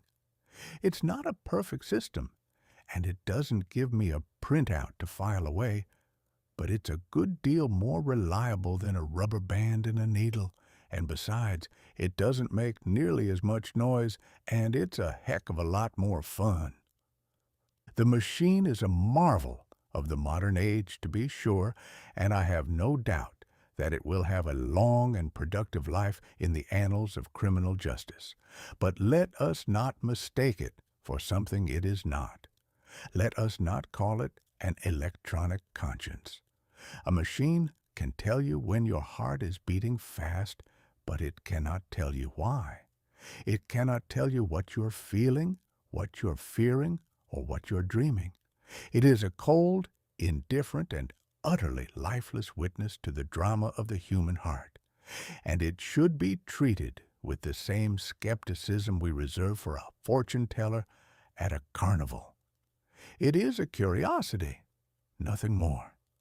And in a world that is already full of too many people who are too eager to tell you what to believe, I reckon we have enough gadgets telling us what to think without letting them decide what we're saying. Chapter 10. White Castle and the 5-cent slider. There is a particular kind of skepticism that lives in the human stomach, a deep-seated suspicion that arises whenever a man is offered a bit of meat that has been thoroughly pulverized, compressed, and presented to him without the faintest clue as to what sort of beast it was when it was alive. In the years following the Great War, the American public regarded the humble hamburger with the same wary eye a cat might cast upon a locked cupboard. Thanks to the sensationalist scribblings of men like Upton Sinclair, who had laid bare the rather grimy secrets of the meatpacking industry, the average citizen was convinced that a hamburger was less a meal and more a lottery ticket, in a game where the prize was a visit to the undertaker. It was into this atmosphere of culinary dread that two fellows in Wichita, Kansas, Walter Anderson and Billy Ingram, decided to perform a bold, eccentric, and utterly transformative act. They decided to take the maligned, mysterious, and oft-maligned patty of ground beef and elevate it to the status of a national institution. They didn't just want to sell hamburgers, they wanted to build a sanctuary for them, and so they dreamt up the White Castle. Now, the genius of the thing, and it was a stroke of genius, though it looked for all the world like a piece of architectural whimsy, was the realization that if you want to sell a suspicious product to a suspicious public, you must surround it with the appearance of absolute, unassailable purity. They didn't build a dark, greasy shack where the shadows could hide the sins of the kitchen. No, they built a white, porcelain-clad, steel-glistening box that looked like it had been scrubbed by an army of angels. It was a palace of sanitation, a tiny gleaming fortress of hygiene that stood in the midst of the dirt and grit of the Kansas plains. They painted everything white. They clad the counters in white. The employees wore white caps and white uniforms so crisp and clean they looked as though they had just been laundered in a mountain stream. When a man walked up to the little window to place his order, he wasn't just buying a sandwich, he was buying into a promise.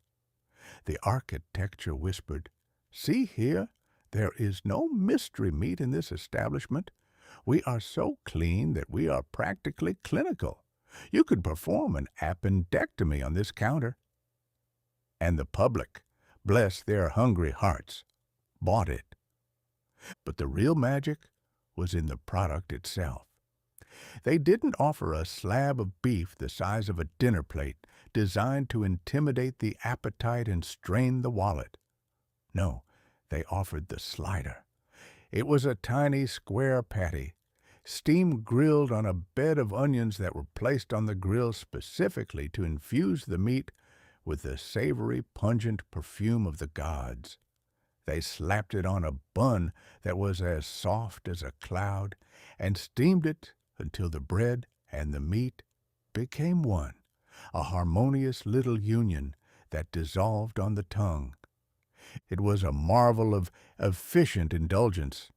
It was small enough that a man could polish off a pair of them without feeling like he had just swallowed a brick, and cheap enough that a nickel, a modest coin, a mere pittance, would secure the transaction.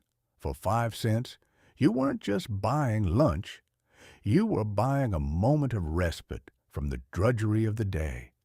You were buying a quick, hot, and reliable bit of comfort in a world that was becoming increasingly fast, noisy, and indifferent to the soul of the common man. One has to appreciate the audacity of the business model. In an era where dining was still considered a ritual, a seated affair with a menu, a waiter, and a nap to follow, the White Castle presented an entirely new philosophy. The philosophy of the here and now. You didn't sit. You didn't linger. You didn't discuss the state of the world with the proprietor. You walked up, you dropped your nickel, you received your square burger, and you moved on. It was the birth of the fast food age, the moment when we decided that we would rather have our sustenance quick and reliable than elegant and slow. Of course, the high-minded folks of the culinary elite turned up their noses. They looked at these porcelain kiosks and saw the death of culture. They lamented the loss of the leisurely meal, the slow mastication of a well-cooked roast, the conversation over the tablecloth. But the common man, the fellow in the greasy overalls, the clerk with the deadline, the traveler with the empty pocket, they didn't care a fig for culture. They cared about a hot meal that didn't cost a fortune and didn't result in a bellyache. They realized that progress doesn't always taste like caviar. Sometimes it tastes like a small square of beef with a handful of grilled onions. The White Castle became a beacon. It was a lighthouse for the hungry. No matter where you traveled, from the heartland of Kansas to the bustling streets of the East, that white, steel-enameled face was a familiar sight. It was a comfort to know that if you stopped at a White Castle, you would find exactly the same thing you had found 1,000 miles away.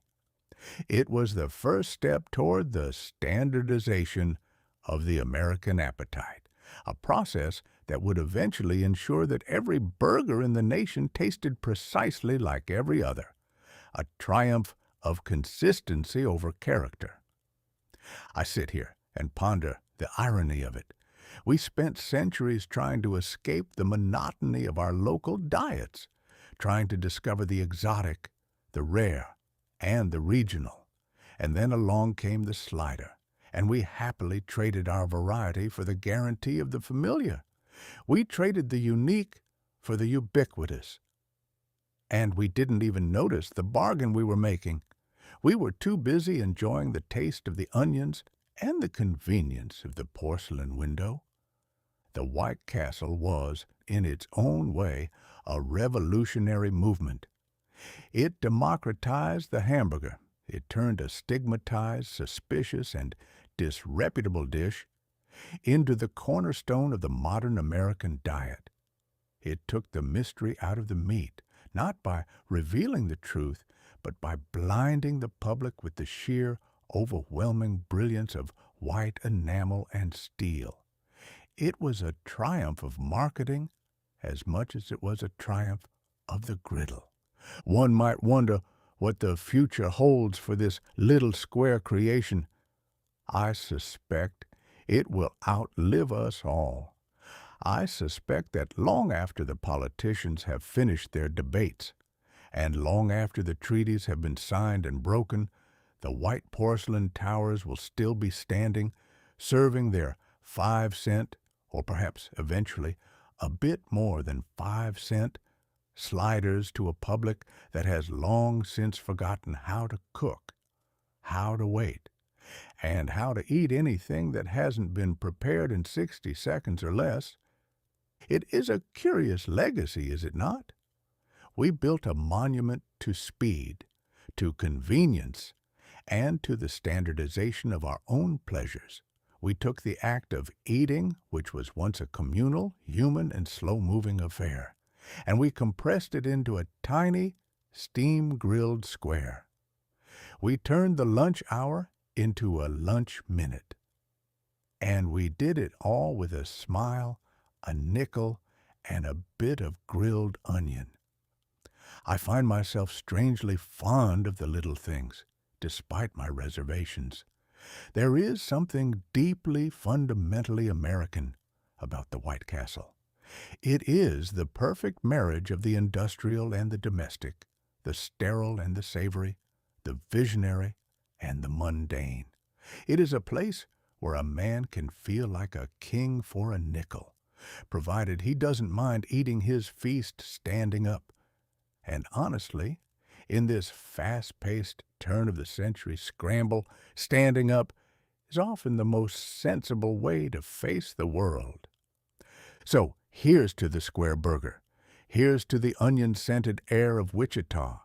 Here's to the men who realized that the best way to change the world wasn't to write a manifesto, but to build a castle, clad in porcelain, and fill it with nothing more than the scent of sizzling beef.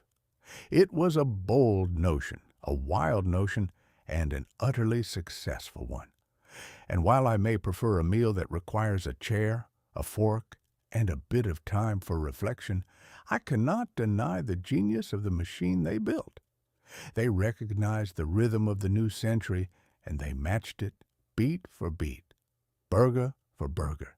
And that, I reckon, is the secret to immortality in this business of being human. Give the people what they want, give it to them fast, and make sure it smells good enough to distract them from the fact that they're in a hurry. Chapter 11. The First Miss America Pageant. The Atlantic City Extension.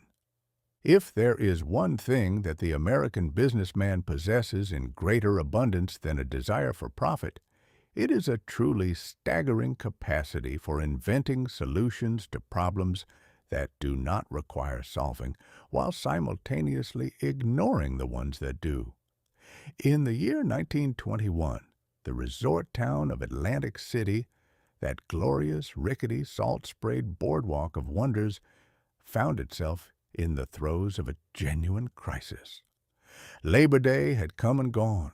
The children were back in their schoolrooms, and the tourists, those fickle, free-spending creatures of the summer, had packed up their parasols and vanished back to the interior, leaving the local shopkeepers and hotel proprietors staring into the empty abyss of a long, cold autumn.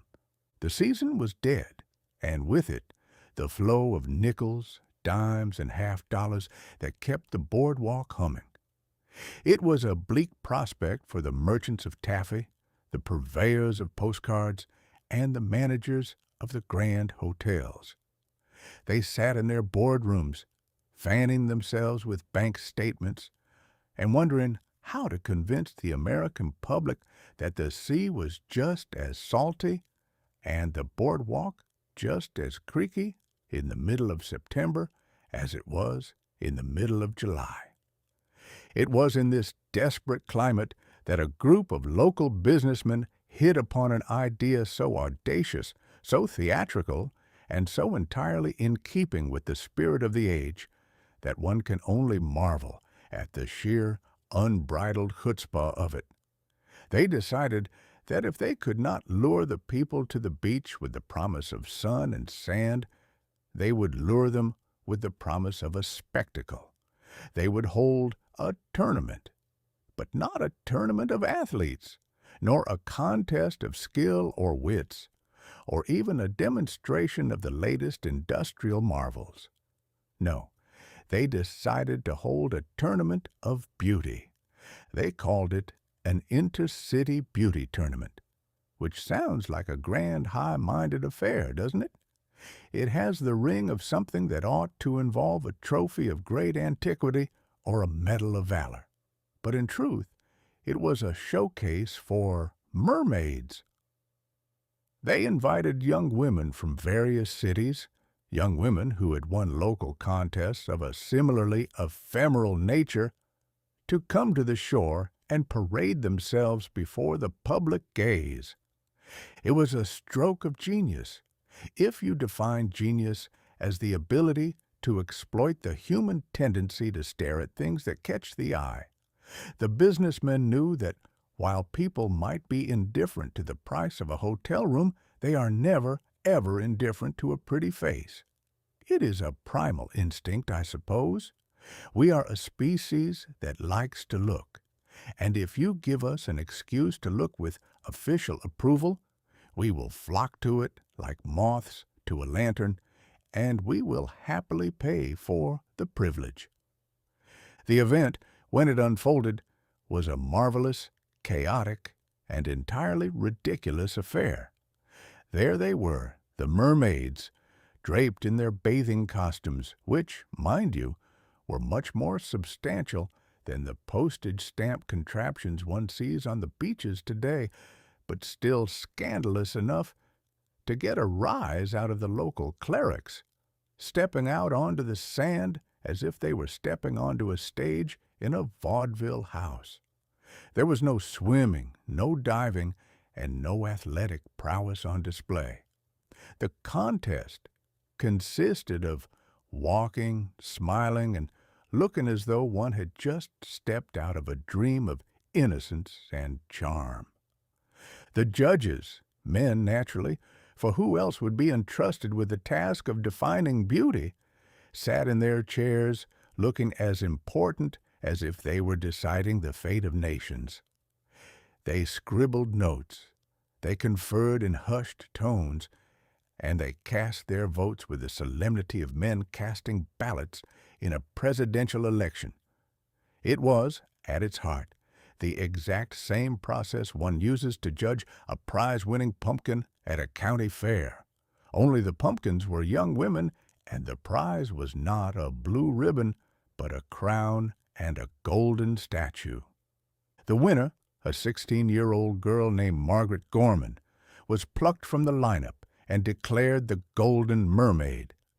She was presented with a statue, a sash, and a title that would, in the fullness of time, become one of the most recognized and sought-after labels in the land. She was the first Miss America, and as she stood there blinking in the flashbulbs of the press, she unwittingly helped to launch a national pastime that would occupy the thoughts, the arguments, and the televisions of generations to come. It is a fascinating development if you think about it. We have always had beauty, of course. We have had queens and heroines and icons since the dawn of time. But this was something different. This was the commercialization of the ideal, This was the transformation of beauty into a commodity, a thing that could be measured, ranked, judged, and awarded. It was the moment we decided that prettiness was not just a natural grace, but a professional skill, a talent to be cultivated, showcased, and sold to the highest bidder. One has to wonder what the contestants themselves thought of the whole business. Were they aware that they were the cogs in a new machine? Did they know that by stepping onto that stage, they were signaling the end of the age of the private charm and the beginning of the age of the public spectacle? I suspect they were just young women, eager for a bit of adventure, delighted by the attention, and utterly unaware that they were being used to sell hotel rooms in Atlantic City. The success of the pageant was, to put it mildly, a revelation. The crowds that poured into the city were immense. The newspapers, always looking for a bit of sensationalism to fill their pages, covered the event with the fervor of a religious crusade. They didn't just report on the winner. They reported on her height, her weight, her favorite color, and her hopes for the future. They turned her into a celebrity overnight, a household name who belonged to the entire nation, and in doing so, they showed the businessmen exactly what the public wanted. They wanted idols. They wanted someone to adore, someone to compare themselves to, and someone to talk about at the dinner table. It was the birth of the beauty industry as we know it, the beginning of the era of the standard. Before this, every town had its own beauty, every village its own queen, and the standards were as varied as the people themselves.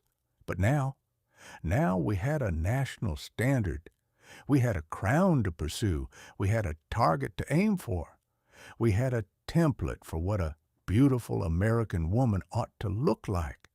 And the rest of the country, the ones who didn't win, the ones who didn't compete, the ones who didn't even care, were suddenly given a measure by which to judge their own reflection in the mirror. It is a dangerous thing, I think, to define beauty so narrowly. It creates an army of the dissatisfied, a legion of people who feel they are falling short of a mark they never asked to meet. But the pageant makers didn't care about that. They cared about the boardwalk, the hotels, and the sound of the cash register. And by that measure, they were a howling success. They had saved their season. They had created an annual ritual. They had proven that if you package human vanity correctly, you can sell it for a profit year after year until the end of time. I find it all quite droll in a way. We are a queer species, always eager to hand over the power to define our values to a committee of strangers in a resort town. We look to the movies, we look to the magazines, and we look to the beauty pageants to tell us who is desirable, who is successful, and who is worth the most. And we follow along, nodding our heads, buying the products they tell us to buy, and trying to shape ourselves into the images they tell us to emulate. Poor Margaret Gorman. She was just a girl from Washington, D.C., and she probably just wanted to have a bit of fun at the shore. She could not have known that she was the first domino in a game that would lead to a world where a woman's worth is often tied to her appearance, where a girl's confidence is often tied to her ranking, and where the simple, honest beauty of a human being is often buried under the weight of 1,000 layers of expectations. But that is the way of the world, isn't it? We start with a harmless bit of fun, a tournament of mermaids on a sandy beach, and we end with a global industry of judgment. We start with a teenager in a bathing suit, and we end with the commodification of the soul. We are always looking for a way to turn the beautiful into the profitable, and we are usually willing to overlook the cost, provided the show is entertaining enough. As the years pass, the pageant will grow. It will become more elaborate, more polished, more expensive, and more pervasive. It will become an institution, a piece of the American tapestry, a rite of passage for the hopeful, and a source of heartache for the rest. And all because a few businessmen in Atlantic City, faced with a quiet autumn and an empty hotel, decided to hold a contest. It is enough to make a man laugh, or perhaps to make him weep. We are such strange, easily distracted, and easily manipulated creatures. We can build a civilization, we can split the atom, we can fly across the ocean, and yet we can be brought to our knees by a girl in a sash and a crown. We are, at our core, still the same children who used to gather at the county fair to see the tallest man or the largest pumpkin, and we haven't learned a single thing about the vanity of the whole exercise.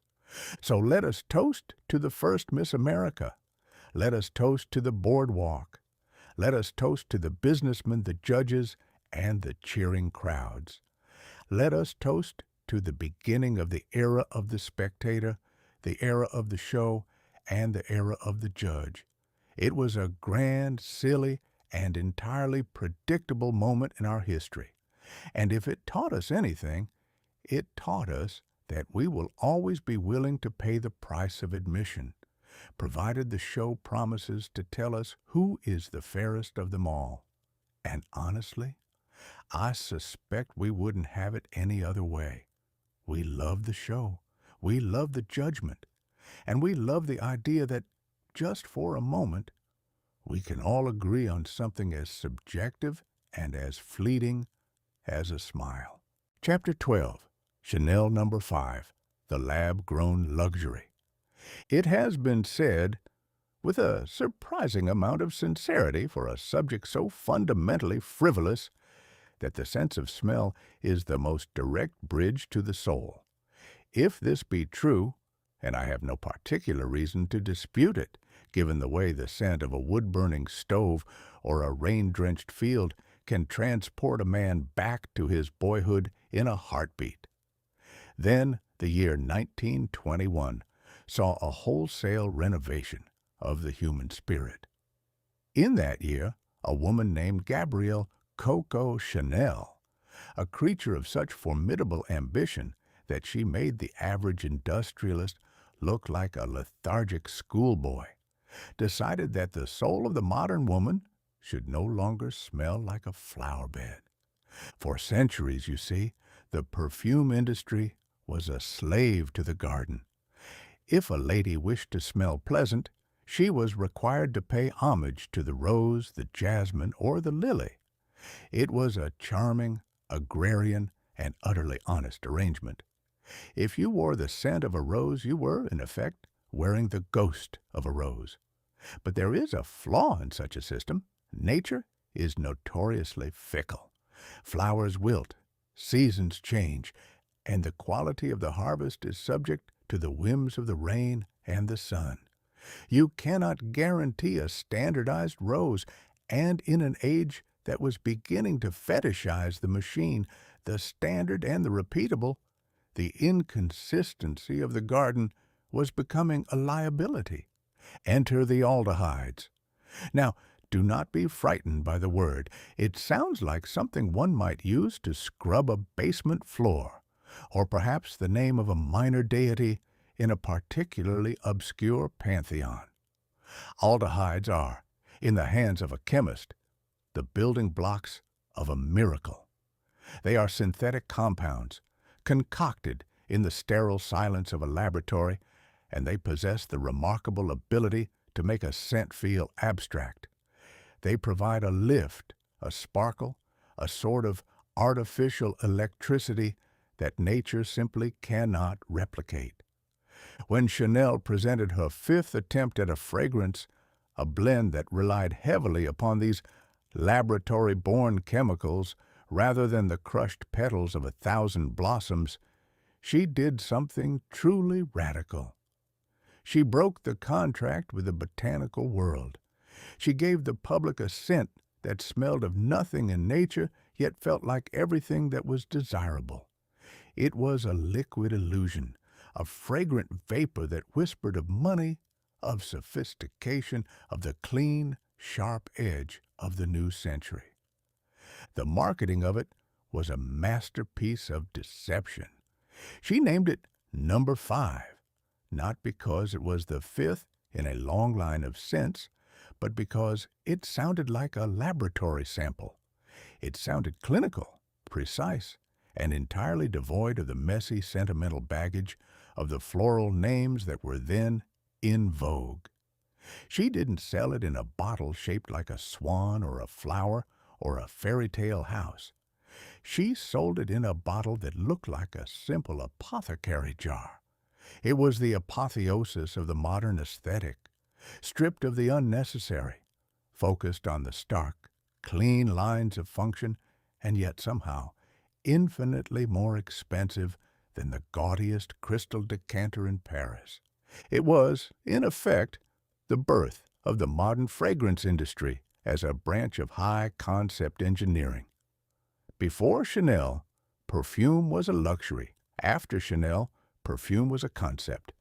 It was the realization that you could sell a customer a dream, and you could manufacture that dream in a factory. You didn't need to cultivate fields and grass. You needed a chemist, a beaker, and an eye for the sort of branding that would make a woman believe that by splashing a bit of chemical artifice behind her ears, she was stepping out of the mud of the past and into the gleaming, polished future. The public reaction was a joy to behold. Women flocked to the counters not because they were looking for the scent of a rose, but because they were looking for the scent of wealth. And let us be clear, Chanel No. 5 smelled of wealth. It smelled of the kind of wealth that does not need to show itself off with lace and ribbons, but rather with the quiet, terrifying confidence of a woman who knows exactly who she is. It was a scent for the woman who had survived the war, who had cut her hair, who had shortened her skirts, and who was now ready to take her place in a world that was as cold, hard, and brilliant as a diamond. I observe this with the detached amusement of a man who has lived long enough to know that we are all, at our core, suckers for a well-packaged story. We are a race that loves to be fooled, provided the fooling is expensive enough. We are perfectly willing to pay a king's ransom for a vial of liquid that contains the chemical equivalent of a bright idea, because we are desperate to believe that we can buy our way into a higher state of being. We want to believe that the right bottle, the right name, and the right whiff of synthetic luxury can transform us from the mundane into the marvelous. The perfume industry understood this better than any preacher. They understood that the human heart is a vacuum, and if you offer it a scent that promises to fill the void with the aroma of success, it will empty its pockets with alacrity. Chanel No. 5 was not just a perfume. It was an entry ticket to a club that existed only in the imagination of the wearer. It was the scent of the Roaring Twenties, the scent of the jazz club, the scent of the cigarette holder, and the scent of the cocktail. It was the smell of a generation that had decided to stop mourning the dead and start living for the thrill of the new. But what of the rose? What of the jasmine? They were relegated to the background, the dusty relics of a bygone era. We had traded the honest, fleeting beauty of a flower for the permanent engineered precision of the laboratory. We had decided that nature was too slow, too messy, and too unpredictable, and we had replaced it with the reliable, repeatable wonders of the chemical age. And we did so with a smile, convinced that we were moving forward, convinced that we were evolving, and convinced that we had finally found a way to bottle the essence of the modern woman. It is a curious thing to realize that the fragrance of an entire era was determined not by a breeze through a meadow, but by a decision in a laboratory. It is a testament to our profound, almost desperate need to control our environment. We do not just want to live in the world, we want to curate it. We want to design our own atmosphere, to select our own sensory inputs, and to ensure that we are never caught smelling of anything less than success. I suspect that if we were to peel back the curtain, we would find that the modern world is constructed of these little synthetic miracles. We have lab-grown meat, lab-grown gems, and lab-grown happiness, and we are quite content to ignore the truth so long as the product is consistent and the packaging is chic. We are living in a house of our own design, and we have perfumed every room with the scent of our own ambitions. Gabrielle Chanel, the woman at the center of the storm, she knew this. She knew that the modern person didn't want the truth. They wanted an aesthetic. They wanted a narrative. She gave them a number, a bottle, and a smell that didn't exist anywhere on God's green earth. And she convinced them that it was the very essence of sophistication. It was a hustle of the highest order, and it was performed with such grace, such style, and such unwavering confidence that one can only tip one's hat to her. She didn't just create a perfume, she created a culture. And so we find ourselves in the middle of a decade that smells of chemicals and ambition. We have left the garden behind, we have locked the gate, and we are marching toward a future where everything is designed, everything is measured, and everything is sold. The scent of Chanel No. 5 lingers in the air of the 1920s like a phantom, a constant reminder that we have decided to prefer the artifice of the genius to the honesty of the blossom. I suppose there is no turning back now. Once you have tasted the thrill of the laboratory, you can never go back to the simple pleasures of the dirt. We are committed to our synthetic paradise. We will continue to pay for the illusion. We will continue to worship at the altar of the brand. And we will continue to believe that we are somehow elevated by the chemistry we wear. It is a funny, sad, and quintessentially human story. We are always trying to improve on nature, and we are always surprised when we find that we have merely traded one set of problems for another, slightly more expensive set. But let us be fair. The perfume is, by all accounts, quite lovely.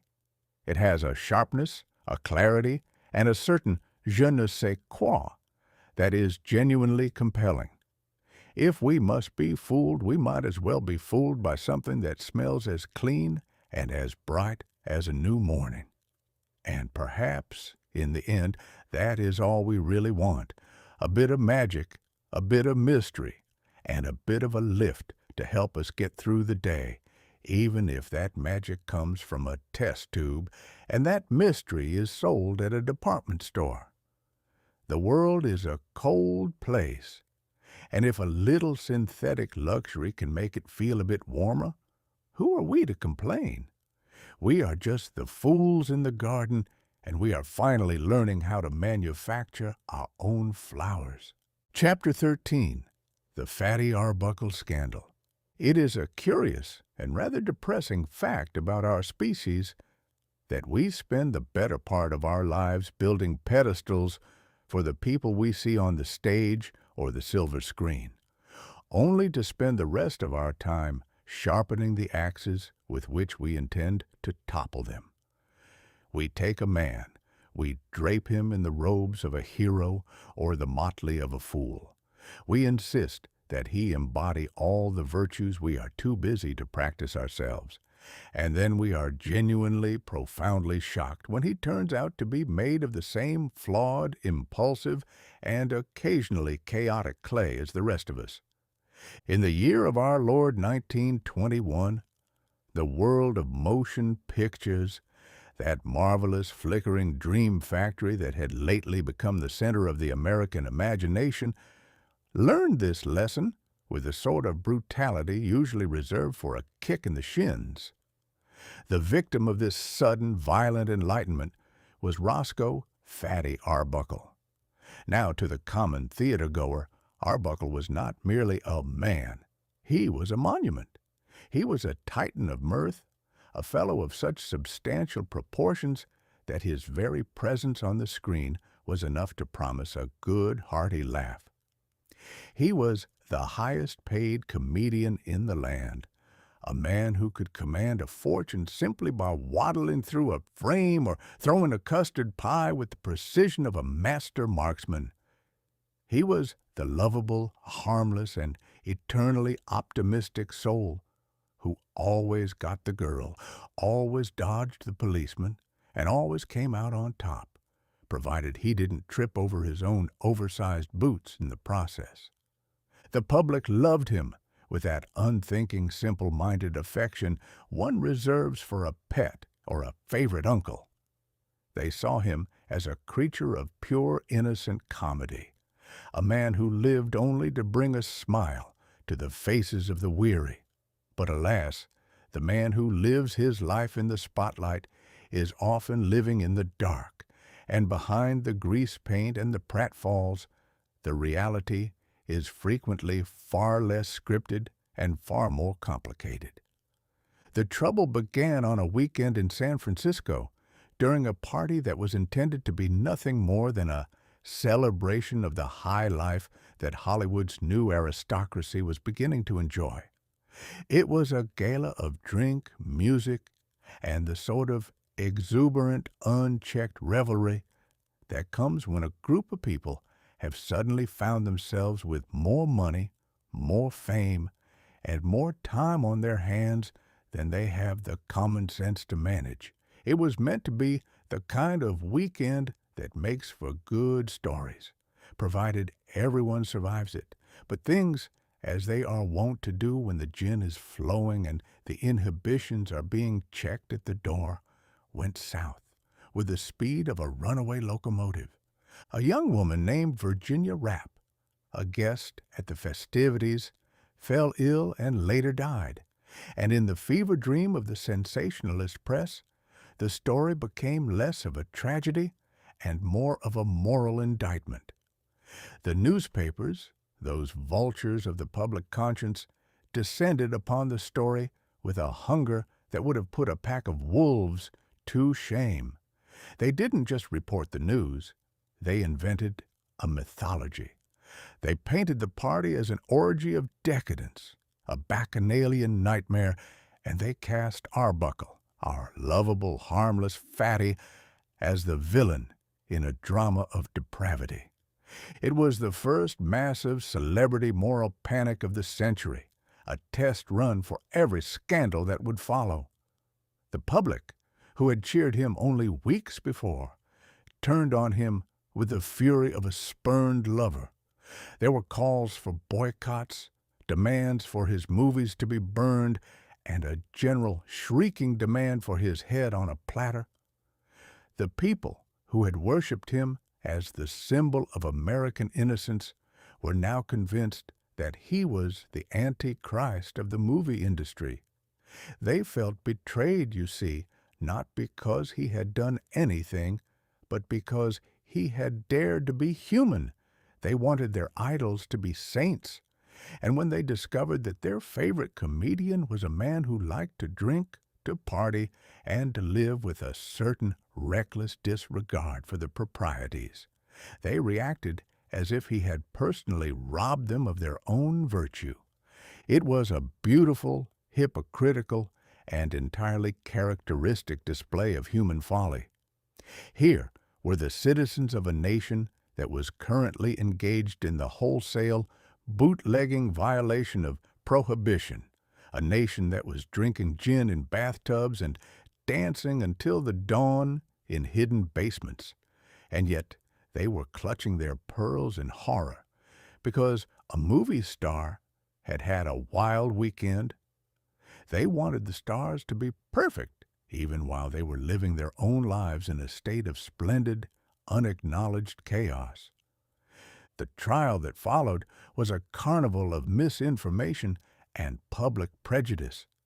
It was less about the facts of the case, which were, in truth, a muddle of conflicting testimony and circumstantial evidence, and more about the trial of Hollywood itself. The prosecution knew that if they could pin the guilt on Arbuckle, they could win a battle in the broader war against the influence of the moving picture. They could show the public that the Dream Factory was, in reality, a den of iniquity, a place where the people who pretended to be innocent on the silver screen were exactly as sordid, as lustful, and as prone to sin as the people who wrote the headlines. And, truth be told, they weren't entirely wrong. The people who pretend to be innocent for a living are rarely the most innocent among us. To live one's life in front of a lens, to be paid to manufacture emotion, to be worshipped for a personality that is largely the creation of a studio editor. It is a life that is fundamentally detached from the realities of the human condition. It is a life of constant performance, and when the performance ends, the actor is often left with nothing but the echoes of his own ego. It is a recipe for disaster, and it is a marvel that it doesn't happen more often. Arbuckle's career was shattered. He was acquitted in the end, but the verdict didn't matter. The public had already decided. He was a leper. He was the man who had ruined the dream. He was the symbol of everything they suddenly decided they hated about the movies. He spent the rest of his days wandering through the wilderness of obscurity, a ghost of the titan he once was, while the studio bosses, terrified of the public's wrath, began to scramble for a way to save their investments. It is a lesson I have observed 1,000 times in 1,000 different contexts. We are a people who love to create legends, and we are a people who love to destroy them. We need the legend to give us hope, to give us an ideal, to give us a shortcut to the feeling of greatness. And when the legend fails, we punish it for the failure, as if the human being beneath the myth had been responsible for the weight of our own expectations. The Fatty Arbuckle scandal was the moment the dream grew up, and it discovered that the world is a cold, indifferent place that does not care for the antics of a comedian when the stakes are high. It was the moment the industry realized that its product, innocence, mirth, and escape, was a fragile, perishable commodity that required constant protection. They realized, with a sudden shivering clarity, that the public is not just a consumer, it is an executioner. And if you want to stay in the business of selling dreams, you have to ensure that the dreamers stay safely inside the lines. The comedy, if one can call it that, is that the public didn't change. They didn't stop wanting their idols. They didn't stop wanting their movies. They didn't stop wanting the very things that Arbuckle had provided them. They just wanted a new one. They wanted an idol who was more careful, more disciplined, or perhaps just better at hiding the evidence. They wanted the same performance, but with a cleaner lead actor. And so the industry went to work. They hired the censors, they wrote the codes, and they began the long, slow process of scrubbing the silver screen until it was as white, as clean, and as boring as a hospital wall.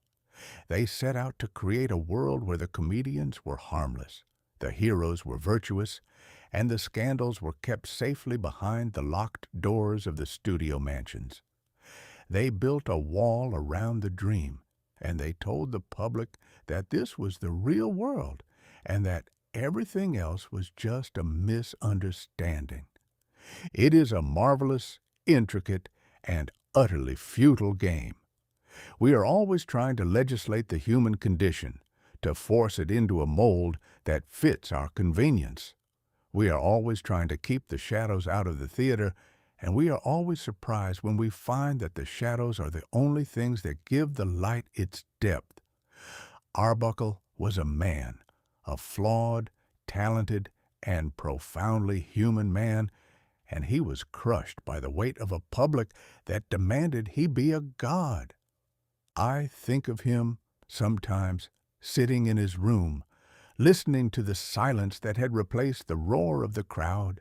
He was a man who had made the world laugh until its sides ached, and in return, the world had stripped him of everything that made his life worth living. It is a story as old as the hills, and yet it never loses its sting. We are a strange, cruel, and deeply confused people, and we have a very long way to go before we learn that the people we watch on the screen are at the end of the day just like us. And honestly, that is the most terrifying thought of all. Because if they are like us, then we are capable of everything they are, the greatness, the tragedy, and the sin. And that is a truth we would much rather keep in the dark. Chapter 14. Enter the movie censor, the cleanup crew. It is a well-established law of the human animal that when we find ourselves confronted with a scandal of our own making, our first impulse is not to repent, but to hire a janitor. We want the mess cleaned up, the stains scrubbed from the carpet, and the doors locked against the prying eyes of the neighbors. We do not actually want to change the nature of the house. We simply want to ensure that it looks respectable enough to pass a casual inspection. And so it was in the winter of 1921, when the moguls of Hollywood, those masters of the make-believe, looked out at the smoldering ruins of their public reputation and decided that they had better get themselves a moral authority, and quickly. They were in a fine state of panic, the lot of them. They had spent the last few years conjuring up dreams, printing money, and pretending that their star players were gods walking among mortals. Then came the Arbuckle affair, and the dream factory suddenly looked less like a temple of muses and more like a rowdy, ill-lit saloon on the frontier. The public, who had been content to enjoy the show, suddenly developed a severe case of moral indigestion. They didn't want to hear about the drinking, the parties, or the wild, untethered lives of the people who played the heroes on the silver screen. They wanted their stars to be as pure as the driven snow, even if the stars themselves were as prone to muddiness as the rest of us. The studio heads knew, with the cold, calculating instinct of a man whose livelihood is at stake, that a public boycott is a more terrifying prospect than a studio fire. You can rebuild a set, but you cannot rebuild a box office that has decided to stay home. And so they looked toward Washington. They looked for a man who could be their shield, their gatekeeper, and their high priest of propriety. They found Will Hayes. Now, Will Hayes was a politician, a man who had served as a postmaster general, which is a position that requires one to be intimately acquainted with the art of keeping things moving while appearing to be entirely above the fray. He was a Presbyterian deacon, a man of such immaculate starched collar character that he made a Sunday school teacher look like a pirate. He was, in short, the perfect cleanup crew. He was hired not to write scripts, but to write the rules. He was brought in to save Hollywood from its own unruly, creative, and utterly undisciplined nature. Thus began the era of the censor. It was a marvelous, lumbering, and entirely predictable campaign to make the movies wholesome.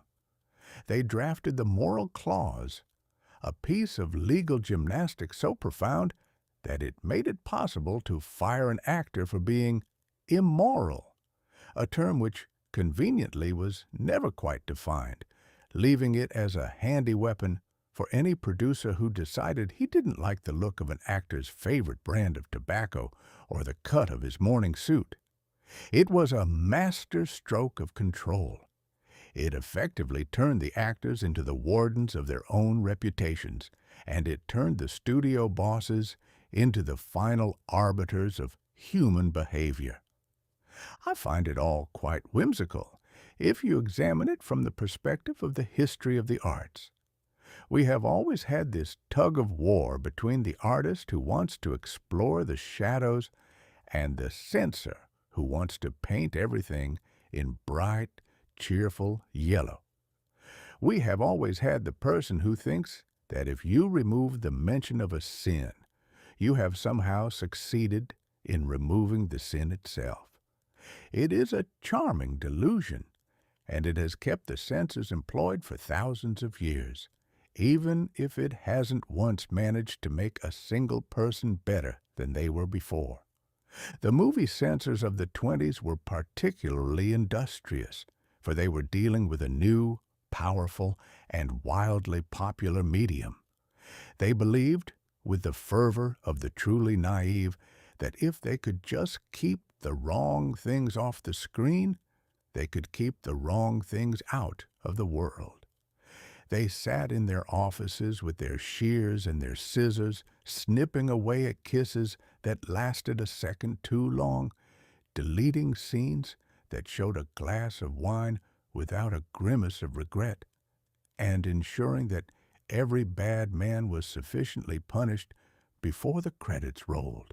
They were trying to create a world of puppets, a world where the laws of nature were suspended in favor of the laws of the studio. And yet, the writers, those clever, desperate, and endlessly inventive creatures, found ways to survive. They discovered that if you cannot show a sin, you can imply it with a glance. If you cannot show a man drinking, you can show him staring into a glass with the sort of melancholy that tells the audience exactly what he's been up to. If you cannot show a romance, you can show a door closing, a candle flickering, and a look that says more than 100 pages of dialogue. The censor forced the artists to be more subtle, more suggestive, and, in the end, perhaps even more effective. They taught us the art of the wink, the nuance, and the double entendre, and they did so entirely by accident. It is the eternal irony of the censor's work. By trying to fence in the imagination, they only force it to climb higher. They make the forbidden fruit all the more delicious because they have gone to the trouble of labeling it as such. The public, sensing the presence of a moral authority, began to hunt for the forbidden meanings in every scene.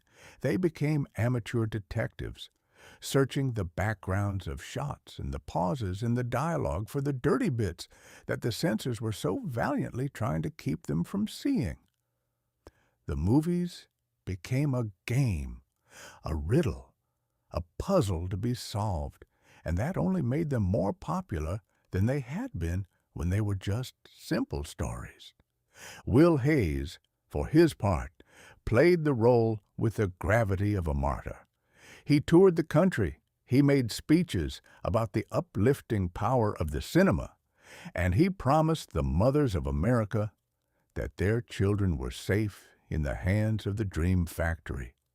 He was a politician, and he knew how to talk the talk, even if he didn't have the foggiest notion of what the walk actually looked like. He was the grandfather of the cleanup, the man who established the precedent that if you create enough paperwork, you can convince the world that you are managing a crisis. even if the crisis is just the natural, messy, and irrepressible reality of human existence. I often wonder what the writers made of it all. I imagine them in their rooms, surrounded by paper and ink, trying to craft a story that would make a man laugh or cry, only to have their work sent back to them covered in red ink because a censor thought a particular piece of business was too suggestive. It must have been a maddening, exhausting, and yet darkly comic profession. One had to write with a dictionary in one hand and a copy of the new moral guidelines in the other, constantly asking oneself, is this kiss too scandalous? Is this glance too knowing? Can I imply a villainy here without making it look like an endorsement? It is a wonder that anything of merit ever made it to the screen at all. And yet it did. The movies persisted, they evolved, and they flourished, because the human desire for a story is stronger than any code of conduct. You can censor the dialogue, you can cut the scenes, and you can fire the actors, but you cannot stop the human mind from wanting to see itself reflected on the wall of the theater. The censors could create their world of cardboard virtue, but they couldn't stop the audience from looking for the cracks in the paint. It is a peculiar thing, this business of trying to sanitize the human experience. We have been trying to do it for as long as we have been writing stories, and we have failed every single time. The stories that survive are the ones that are true to the human condition, with all its grime, its ambition, and its regrettable lapses in judgment. The stories that fade away are the ones that are too polite, too sanitized, and too afraid of the very shadows they are trying to illuminate. Will Hayes and his cleanup crew did their work, they wrote their rules, and they enjoyed their moment in the sun. They saved the industry from the immediate wrath of the public, and they set the stage for a period of cinema that was, in its own way, quite beautiful. But they also ensured that the movies would always have a little bit of the forbidden hanging about them, a little bit of the thrill of the clandestine. They made the movies feel like a secret, and that, I reckon, was the greatest gift they could have given to the audience. So let us raise a glass, or a cup of lukewarm coffee if you prefer, to the censors. They were the janitors of the dream, the men who tried to sweep the dust out of the palace, and who succeeded only in making the dust dance in the light. They were a necessary, ridiculous, and entirely human part of the story. They showed us that no matter how hard we try to make the world decent, there will always be a part of us that is looking for the cracks, looking for the truth, and looking for the story that dares to tell it like it really is. And that, my friends, is the only kind of story worth telling. The rest is just paperwork. And so, the Hollywood of 1921 settled into its new, managed, and carefully curated existence. The moral clause was in the contracts, the office of Mr. Hayes was in the center of the town, and the scripts were being scrubbed with the vigor of a floor-polishing marathon. The dream was still being sold, but it was being sold with a guarantee of wholesomeness stamped on the box. It was a new world, a safer world, and perhaps a slightly more boring one, but it was the world we had chosen. We had asked to be protected, and we had been given what we asked for. We had asked for the light, and we had been given the shadow puppet show. And we were perfectly content to sit in the dark and cheer. It is a mystery to me, but there you have it. The human heart is a strange, contradictory place, and we are always looking for a way to make it believe that the grass is greener on the other side of the censor's fence. Chapter 15, the Valentino fever, the silent sheik. There is a peculiar, almost magical quality to the silent cinema, a quality that we have largely lost in our modern rush to give every actor a voice, a personality, and a tendency to chatter on about his breakfast. In the days of the silent screen, a man could become a god simply by knowing how to look at a woman without blinking and by possessing a jawline that could strike a match. If you were a fellow of average height, a decent suit, and a look of smoldering melancholy, you didn't need to recite Shakespeare to win the hearts of the nation. You only needed to stare at the camera with enough intensity to suggest that you had a secret, and that the secret was entirely devoted to the lady in the front row. Enter Rudolph Valentino. In the year of our Lord 1921, he starred in a film called The Sheik, and in doing so, he did more to alter the landscape of the American living room and the temperament of the American husband than any politician, clergyman, or tax collector of the decade. He didn't say a word. He didn't have to. The screen was a blank canvas, and the audience, particularly the fairer sex, was only too happy to paint their own fantasies onto it. I reckon there has never been a more efficient factory for the manufacturing of mass hysteria than the movie palace of the early 20s. You walk into a dark, velvet-lined auditorium, the air thick with the scent of popcorn and anticipation, and you sit there while the light flickers upon the screen, casting a giant 3-story tall image of a man who looks like he's just stepped out of a dream, or perhaps a nightmare, depending on whether you are the lady in the seat or the husband sitting beside her, trying to look unimpressed while his ears turn a bright, indignant crimson. Valentino, with his heavy-lidded eyes and that practiced, dangerous stare, became the focal point for a nation of restless souls. He was the sheik, a man who hailed from the exotic sandy wastes of a land that existed mostly in the imaginations of travel agents and Hollywood set designers. He moved with the grace of a panther and stared with the heat of a kiln. He didn't need to woo. He simply appeared, he took hold, and he stared. And for the women in the audience, it was as if he were staring directly at them, piercing the veil of the theater and looking right into their very hearts. The effect was instantaneous and, frankly, a bit comical. Women began to faint. They didn't just swoon in the polite Victorian fashion. That would be too tame. They collapsed with the dramatic flare of a collapsing bridge, falling into the aisles, gasping for air, and calling out to the flickering shadow upon the wall. It was a fever. It was a plague of the heart.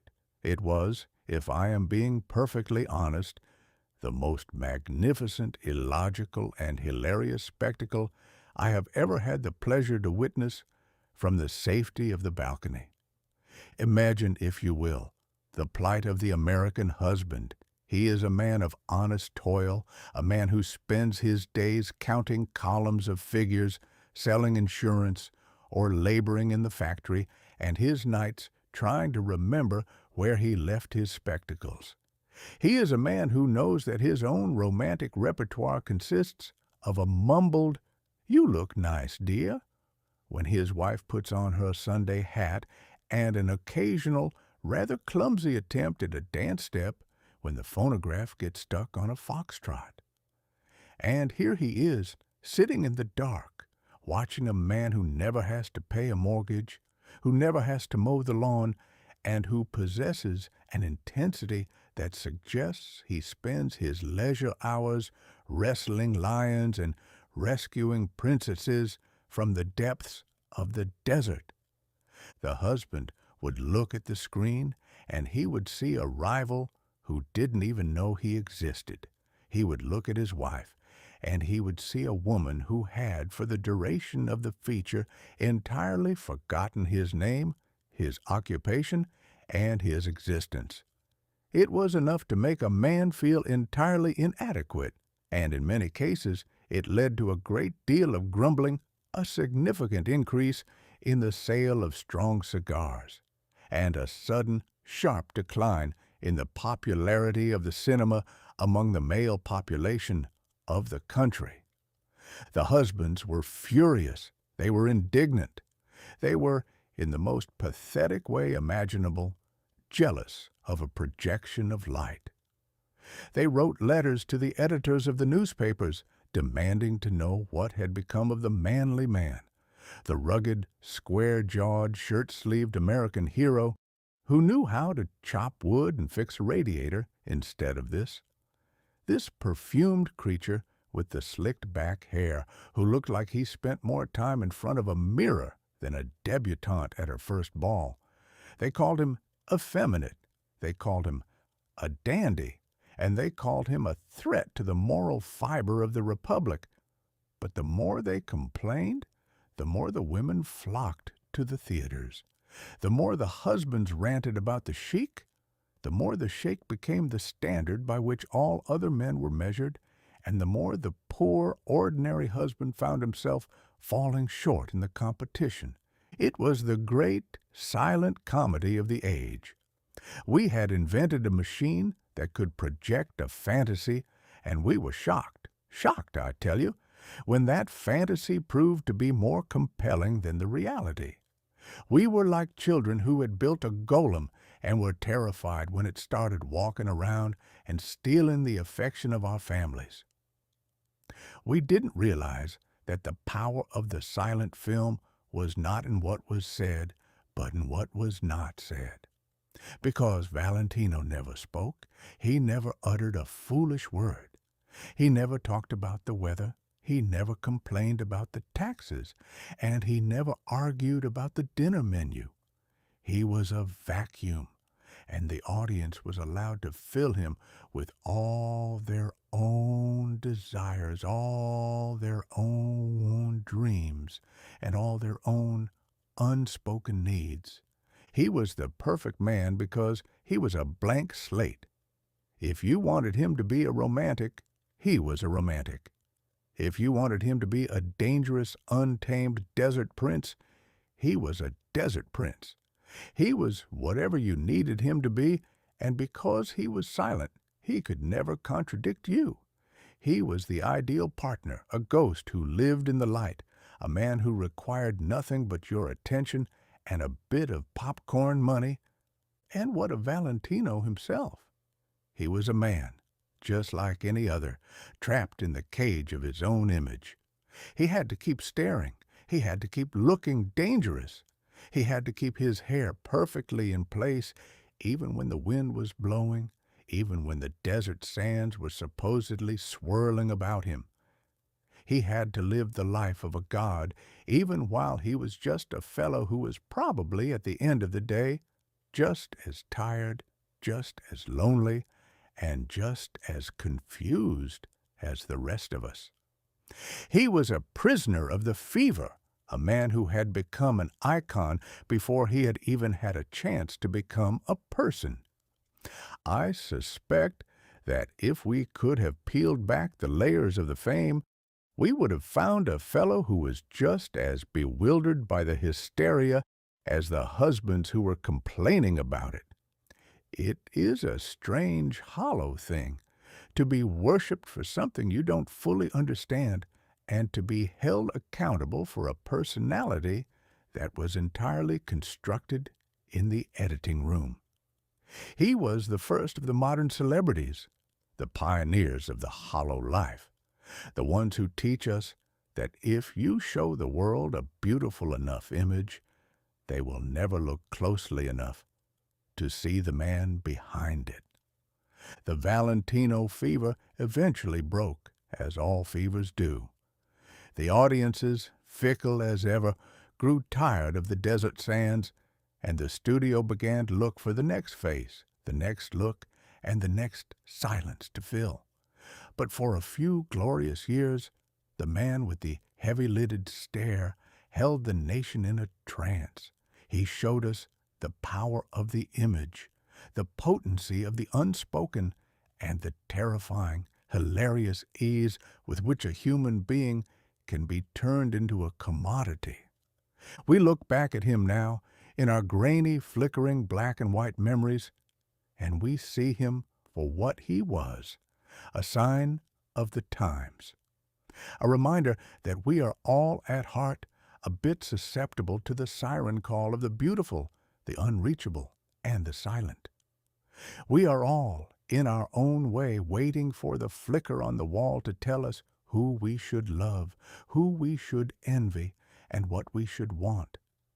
And as long as the projector keeps running, we will be there, waiting, watching, and perhaps every once in a while forgetting that the man on the screen is not the man in the mirror. And the husbands, I reckon they eventually learned to live with it. They learned that a bit of competition from a 3-story tall, flickering, silent ghost is a small price to pay for a bit of peace and quiet at the dinner table. They learned that you cannot win an argument with a man who doesn't exist, and you certainly cannot compete with a man who has the advantage of a desert backdrop and a haunting, melancholic gaze. They went back to their newspapers, they went back to their pipes, and they left the fainting to the ladies. It was, all things considered, a sensible, if slightly diminished, surrender. So here's to the silent Sheikh. Here's to the man who stared his way into immortality without ever saying a word. Here's to the laughter of the cinema, the swooning in the aisles, and the grumbling in the living rooms. It was a wild, strange, and quintessentially American moment, and we are all the better, or at least the more entertained, for having lived through it. We learned a little something about ourselves, about our desires, and about the sheer unadulterated absurdity of the human heart. And if we ever find ourselves feeling a bit inadequate in the face of a screen, we can always remember that the man up there wasn't a hero, wasn't a god, and wasn't a sheik. He was just a fellow like any other who happened to have a very good tailor and an even better director. And that, I reckon, is the biggest secret of them all. Chapter 16. The Unknown Soldier Comes Home. It is a curious thing, the lengths to which mankind will go to convince itself that it has not completely lost its mind. We take our young men, we dress them in sturdy boots and ill-fitting wool, we fill their heads with noble slogans about glory and the preservation of the world, and we ship them off to the fields of France to be torn apart by the very machines we spent the better part of the industrial age perfecting.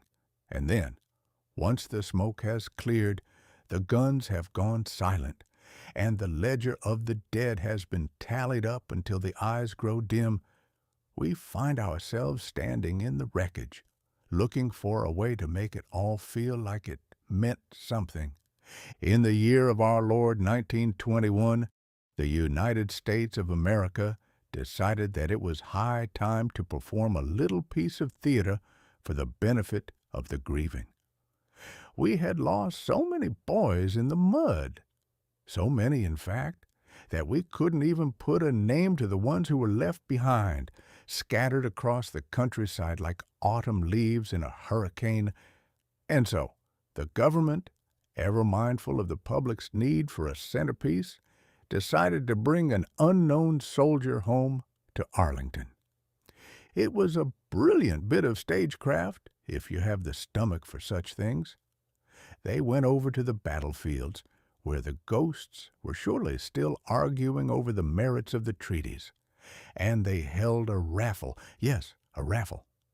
They selected a nameless pile of bones from the French dirt, put them in a casket, and treated the whole affair with the solemnity of a coronation. It was, I suppose, the only way to satisfy the nation's demand for a symbol. If you cannot mourn every boy individually, and the numbers were far too vast for that, you must mourn a representative. You must take one anonymous lad and tell yourself that he represents every son, every brother, and every sweetheart who didn't have the good fortune to come home with his limbs and his wits intact. The ceremony at Arlington National Cemetery was a spectacle that would have made a gargoyle weep with envy. There were speeches, of course, acres of them. Men with voices like honey and spines like wet noodles stood up and waxed poetic about the ultimate sacrifice, about valor, and about the glorious cause for which these boys had perished. It was a beautiful, somber, and deeply hollow piece of business. I sat there in my mind's eye, watching the whole procession, and I couldn't help but notice the irony. The very men who had been the loudest in their demands for the war, the very men who had sat in their comfortable offices in Washington and sent the telegrams that determined the fate of these boys, were now the ones leading the parade, draped in the mantle of solemnity. They treated the unknown soldier with the sort of reverence usually reserved for the high priests of a forgotten religion. They carried him on a caisson. They played the dirges. They laid the wreaths of laurel and carnation till the casket was buried in floral tributes. It was a marvelous performance. It allowed a grieving nation to pretend that one anonymous boy lying in a box could somehow balance the scales of the tragedy. It allowed us to feel that we were honoring the dead, when in truth we were only honoring our own need to believe that their deaths were part of a coherent, noble, and understandable plan. But the soldier, he didn't care about the speeches. He didn't care about the wreaths. He didn't care about the politicians or the brass bands or the weeping mothers who lined the streets. He was the only honest thing in the entire city of Washington that day. He was the only thing that wasn't trying to sell a policy, isn't trying to win an election, or trying to convince himself that he was a hero.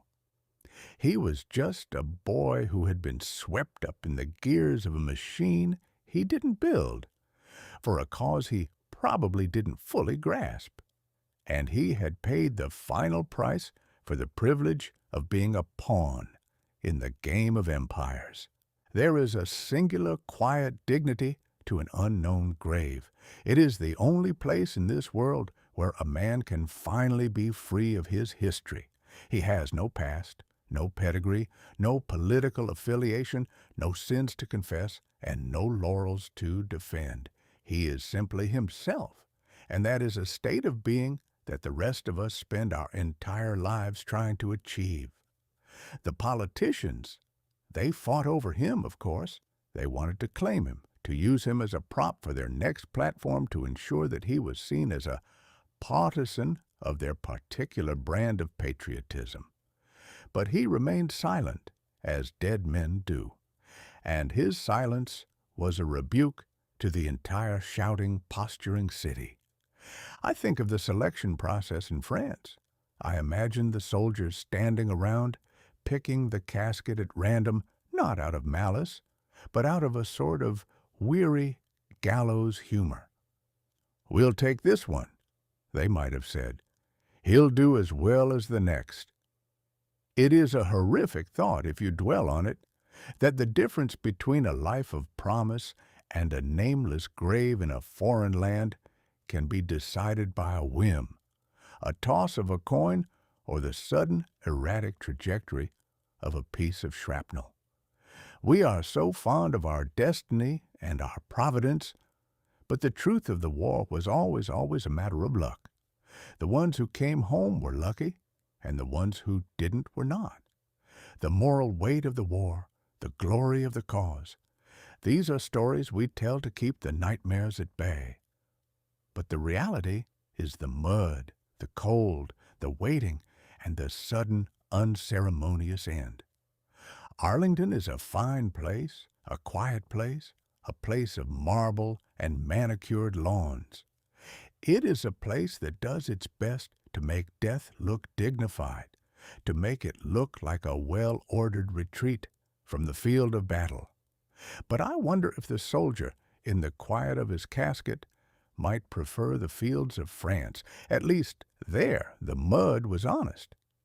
Here he is surrounded by the ghosts of generals and statesmen, the very people who created the world that broke him.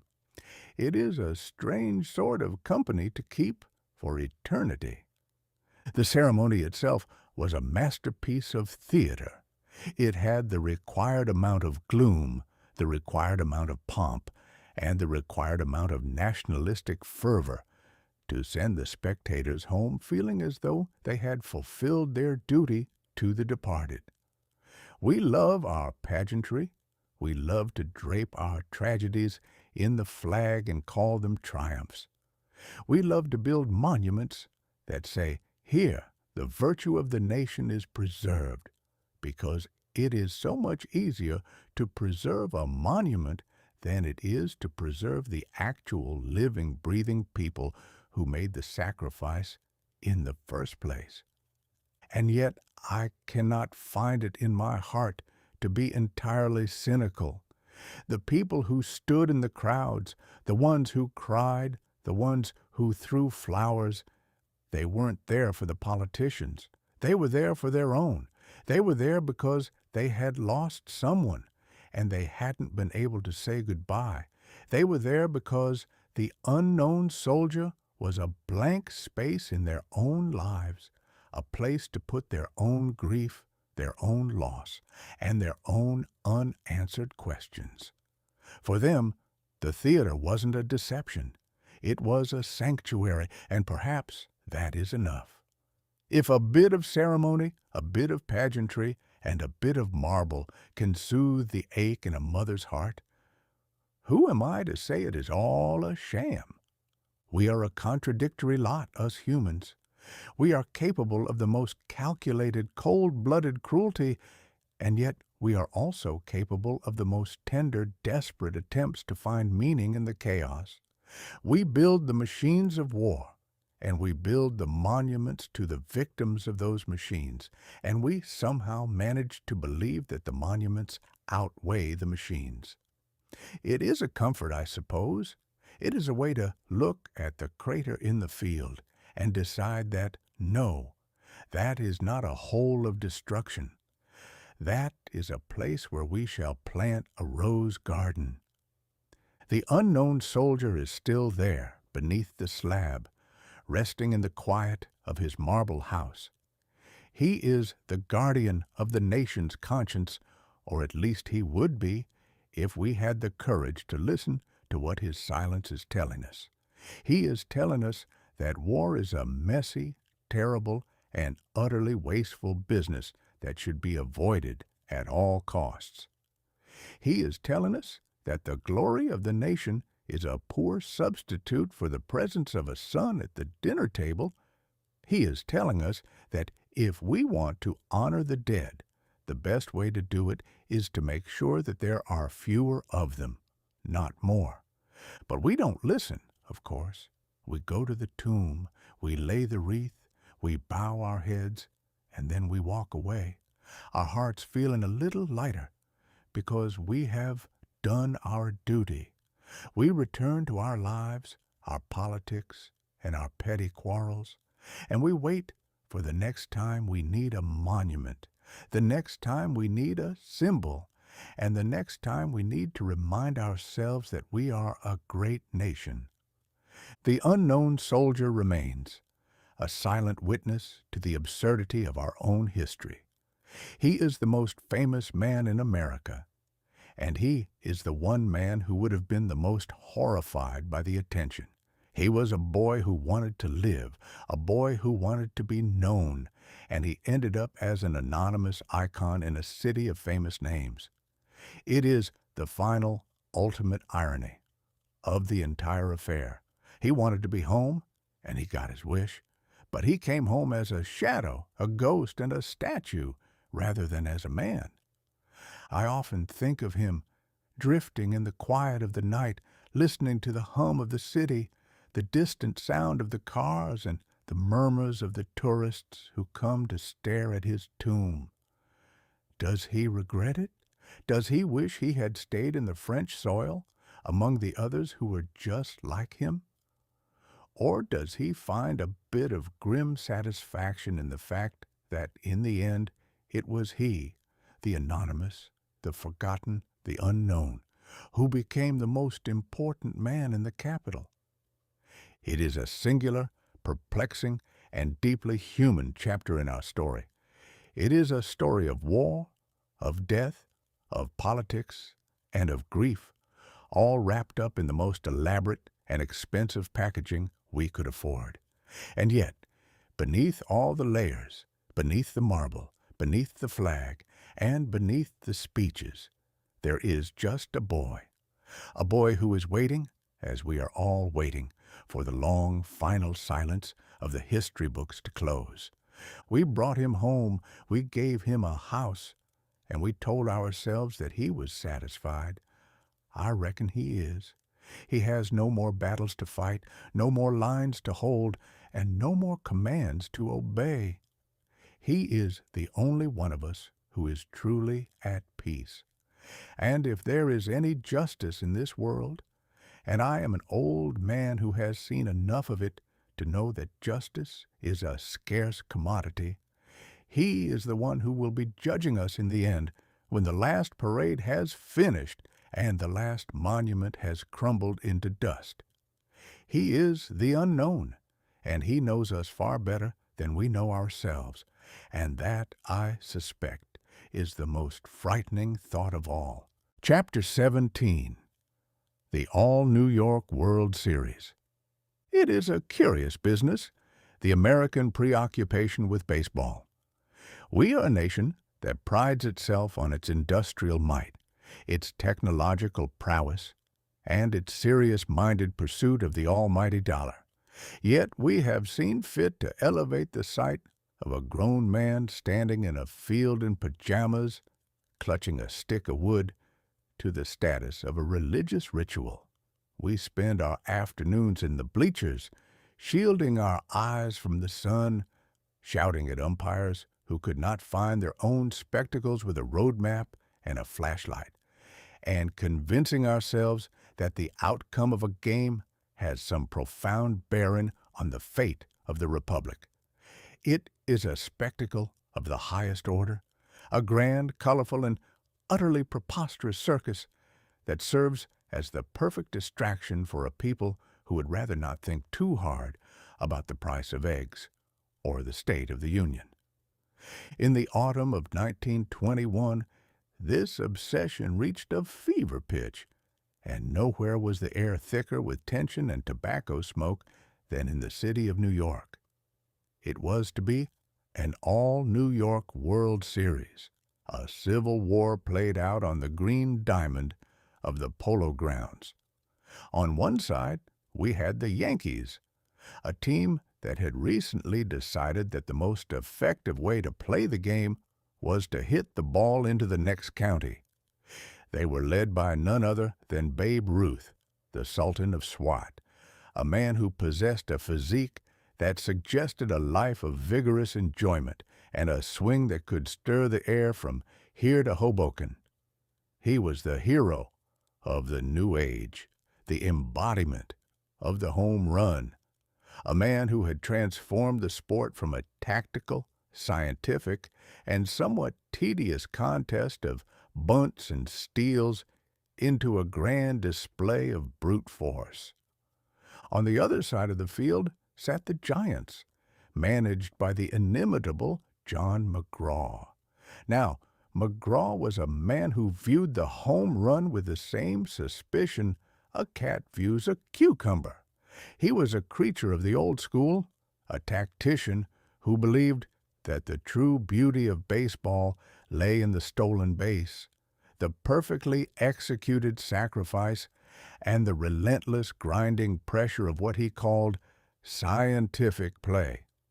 He was a man with a mustache that looked like it had been styled by an angry badger and a temper that could curdle milk at 40 paces. He stood in the dugout like a Napoleon of the infield, barking orders, shouting insults, and demanding that his players scratch and claw for every single inch of territory. It was, in effect, a clash of civilizations. It was the future, loud, brash, powerful, and utterly indifferent to the traditions of the past, going to battle against the past, stubborn, wily, disciplined, and determined to prove that a bit of cleverness was worth more than a lot of muscle. The Polo Grounds, that grand sloping stadium that hugged the edge of the Harlem River, became the stage for this drama. Every game was played on that same patch of earth, a choice that seemed to highlight the claustrophobic intensity of the series. The city was divided, the taverns were overflowing, and the streets were filled with the sort of arguments that have been the hallmark of New York since the Dutch first traded a crate of beads for an island. People who had never once picked up a glove or swung a bat were suddenly experts on the finer points of the double play, and the butcher and the baker were putting their reputations on the line over the batting average of a fellow named Moselle. I watched the proceedings with the amused detachment of a man who knows that glory is as fleeting as a summer breeze. The games were, by all accounts, a frantic, breathless scramble. Babe Ruth did his best to turn the series into a personal highlight reel, hitting the ball with a force that seemed to threaten the very structural integrity of the stadium. But the Giants, playing with the desperate, jagged edge of a trapped animal, refused to be cowed. McGraw prowled the sidelines, his face a map of frustration and resolve, coaxing, scolding, and driving his men to feats of base running that bordered on the suicidal. It is a peculiar thing about power. It is remarkably fragile when it relies on a single oversized gesture. The Yankees had the power, yes, but they also had the arrogance of the favorite. They assumed that the ball would simply keep flying over the wall, and when it didn't, they found themselves at a loss. The Giants, on the other hand, had the hunger. They were playing for the honor of the old guard, for the reputation of their irascible manager, and for the simple, bloody-minded satisfaction of proving that you didn't need to be a giant to fell a giant. The series dragged on, a best-of-9 affair that felt like it would last until the heat death of the universe. The crowds were deafening, a roar that could likely be heard as far away as the Jersey Shore, and the tension was so thick you could have carved it with a bread knife. And in the end, it was the old guard that prevailed. The Giants, through a combination of grit, guile, and the sort of tactical opportunism that would have made a riverboat gambler blush, managed to scrape together enough runs to win the series 5-3. John McGraw, that stern, unyielding soldier of the diamond, had won his battle. He had shown the world that even in the age of the Sultan of Swat, there was still a place for the bunt, the steal, and the calculated risk. It was a victory for the strategy of the past, a fleeting stay of execution for the scientific game, and a lesson in the humbling power of the underdog. The Yankees, for all their home runs, had to retire to their clubhouse and contemplate the fickleness of fame. Babe Ruth, the man who had set the world on fire, found himself on the losing side of history, at least for the moment. The city, which had spent weeks in a state of high-pitched frenzy, began to return to its usual frantic and entirely oblivious business. The butcher went back to his meat, the baker went back to his dough, and the fans went back to their arguments, already looking forward to next year, already dreaming of the next home run, and already forgetting the lessons of the series they had just witnessed. It is a grand, silly, and entirely human story. We invest so much of our emotion in these games, we pour so much of our identity into the success of our team, and we treat the outcome as if it were a matter of national security. But looking back on it, what was it really? It was a group of young men running around in the dirt, chasing a ball and trying to reach a square of canvas before the other fellow could tag them with a sphere of leather. It is a game for children, played by adults, and watched by people who are looking for a reason to shout. And yet, there is something beautiful about it, too. There is something to be said for the spectacle, the passion, and the shared irrational excitement of a pennant race. It is a connection, a way for a city of millions to feel, if only for a few days, as if it were a single body with a single heartbeat. It is a bit of theater, a bit of ritual, and a bit of a dream, and we need these things. We need the games, we need the rivalries, and we need the heroes and the villains, even if they are only dressed in woolen uniforms and holding sticks of ash. John McGraw's victory in 1921 was a victory of the old ways, but it was also a victory of the human spirit. It was a reminder that no matter how much force you bring to the table, no matter how hard you hit the ball, and no matter how much the world changes, there will always be a place for the clever, the determined, and the underdog. It was a reminder that you don't always need the biggest hammer to drive the nail, provided you know exactly where to hit it. I suppose that is the lesson we take from all our games. We play to win, we play to prove our worth, and we play because we have nothing better to do. But win or lose, the game continues. The sun sets on the polo grounds, the lights go out, and the fans go home to their beds, and the world keeps spinning, entirely indifferent to the batting average of a fellow named Mussel. And that, I reckon, is the true wisdom of the game. It is a distraction, a pastime, a diversion from the serious business of living, and if we are wise, we enjoy the show.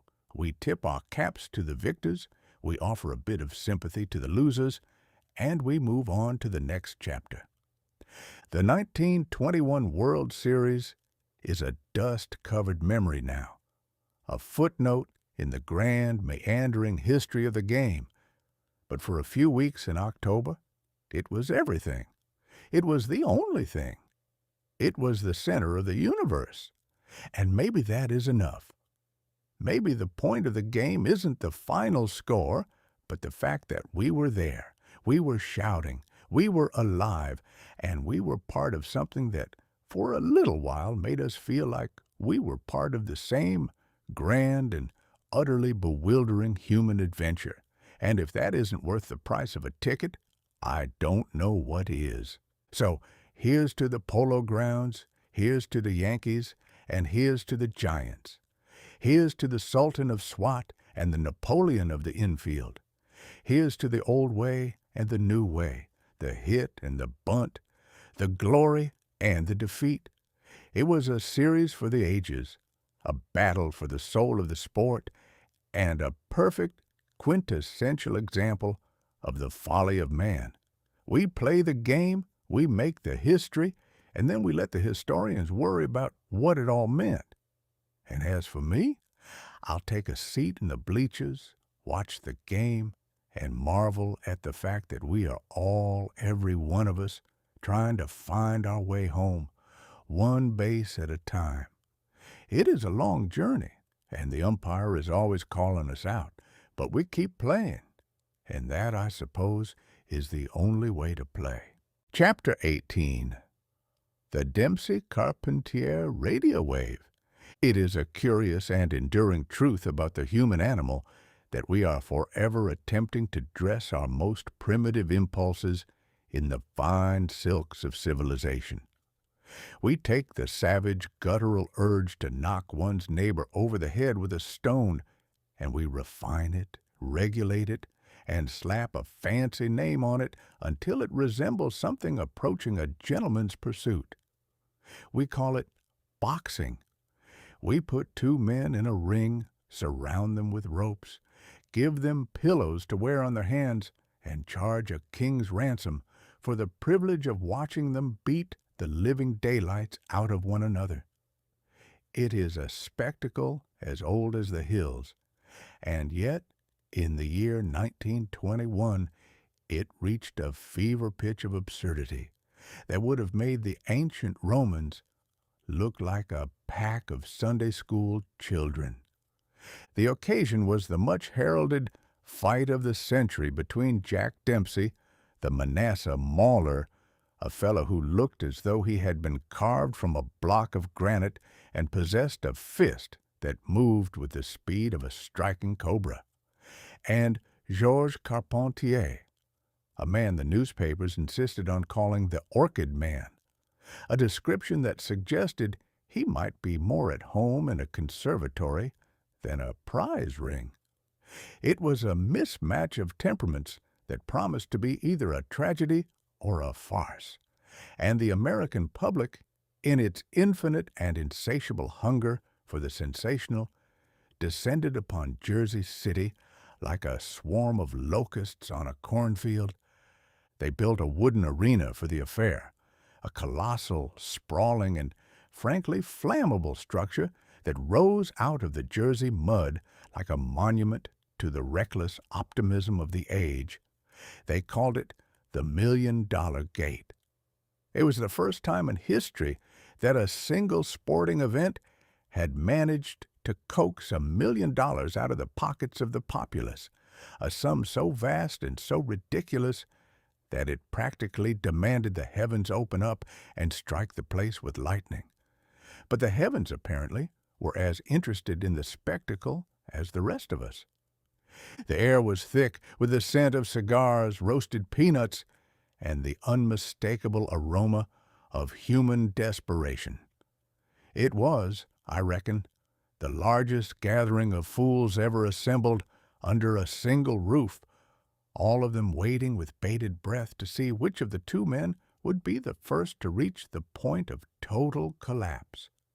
But the real miracle, the thing that distinguished this particular bruise fest from all the others that had come before, was not the combatants. It was the box. For the first time in the history of our grand, bumbling species, the event was to be broadcast via the airwaves, a radio event, they called it. 1 million people, scattered across the breadth of the nation, were to gather around their glowing, humming, crackling wooden contraptions to listen to the live voice commentary as it was sent hurtling through the sky. It was a staggering thought. In the span of a single afternoon, the world had shrunk. A man sitting in a parlor in Des Moines could hear the thud of a fist against a rib cage in Jersey City just as clearly as if he were sitting in the third row. We had finally found a way to be simultaneously present at a spectacle from which we were hundreds of miles removed, and we had decided that the most important thing to do with this new godlike power was to listen to a man get punched in the ribs. I find it all quite droll in a way. We have spent thousands of years trying to figure out how to communicate, how to bridge the vast silent distances that separate one human soul from another. We have written letters, we have sent telegraphs, and we have mastered the art of the printed word. And when we finally hit upon the ability to cast our voices across the ether, to share a moment of time with millions of our fellows, we used it to turn the nation into a giant listening room for a prize fight. It is the ultimate testament to our priorities. I can see the scene now. Families huddled in the living room, the father leaning close to the box, his hand cupped to his ear, his face a mask of intense, anxious concentration. The mother, the children, the neighbors, they are all silent, held in the thrall of a voice that crackles with the static of the atmosphere. They aren't looking at one another. They aren't looking at the room. They are looking into the box, imagining the scene they cannot see, feeling the phantom impact of every blow, and reacting as one to the drama that is unfolding 300 miles away. It is a new kind of magic, a ghost in the machine, and it is a magic that is entirely indifferent to the truth. The announcer, a fellow whose voice was surely strained to the breaking point by the effort of trying to keep up with the chaos in the ring, must have been a man of some imagination. He was the filter, the interpreter, the bridge between the physical violence of the ring and the receptive, expectant ears of the nation. He was the one who told them when to gasp, when to cheer, and when to cringe. He was the high priest of the new invisible religion of mass media. And what of the fight itself? It was, as the papers were quick to note, a brutal, one-sided affair. Dempsey, the mauler, lived up to his name. He tore into the orchid man with the relentless, unthinking force of a piston. It was a contest between the raw, ugly reality of the street fighter and the desperate, fading grace of the gentleman. It didn't take long for the outcome to become apparent, but the crowd, both the one in the wooden arena and the ones huddled around their boxes, remained enthralled. They were not watching a sport. They were participating in a ritual. They were a part of the live experience, a term that would soon become the cornerstone of our modern, hectic, and utterly distracted existence. I have often remarked that the problem with civilization is that it tends to make us feel as though we are in control of our destiny, when in fact we are merely changing the tools with which we pursue our own follies. We have the radio now, and with it we can bring the violence into our living rooms, the scandal into our kitchens, and the roar of the crowd into our quietest hours.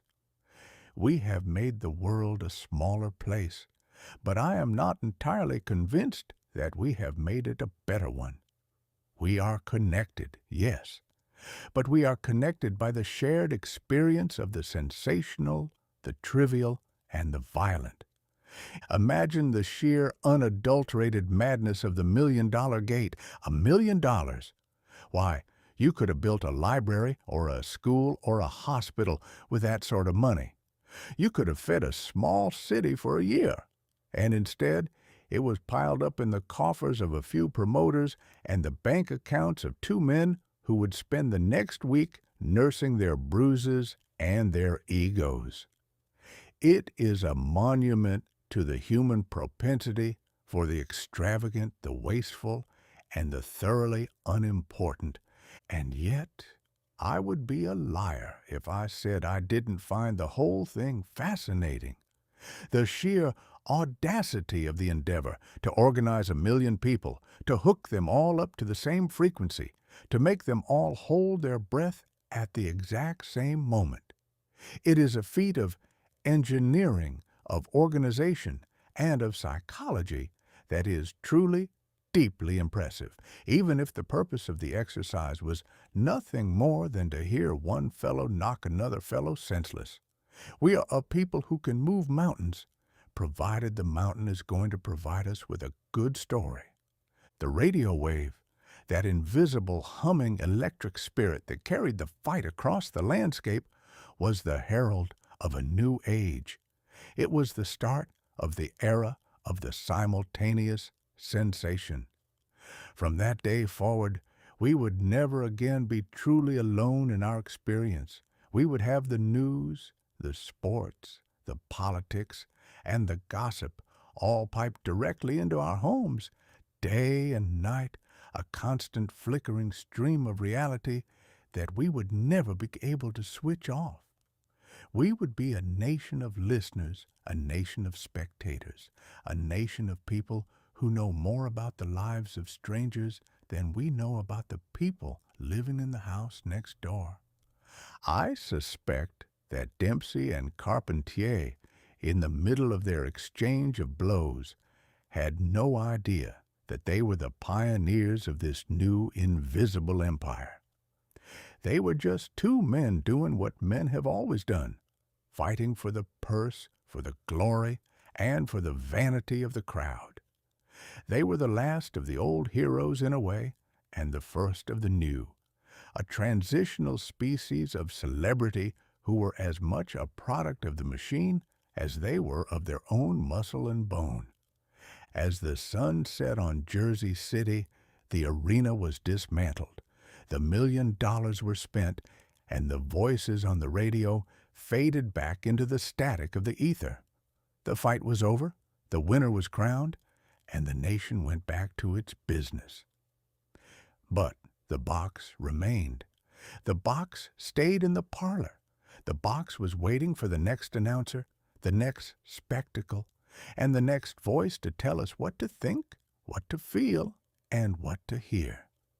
We had opened a door that would never again be closed, and we had invited the entire world into our living rooms, for better or for worse. I often think of that day, and I cannot help but feel a twinge of something. Perhaps it is not quite nostalgia, but a kind of weary recognition. We are such a strange, impatient, and hungry species. We are always looking for the next thing, the next bigger spectacle, the next faster way to communicate, the next louder way to shout our opinions.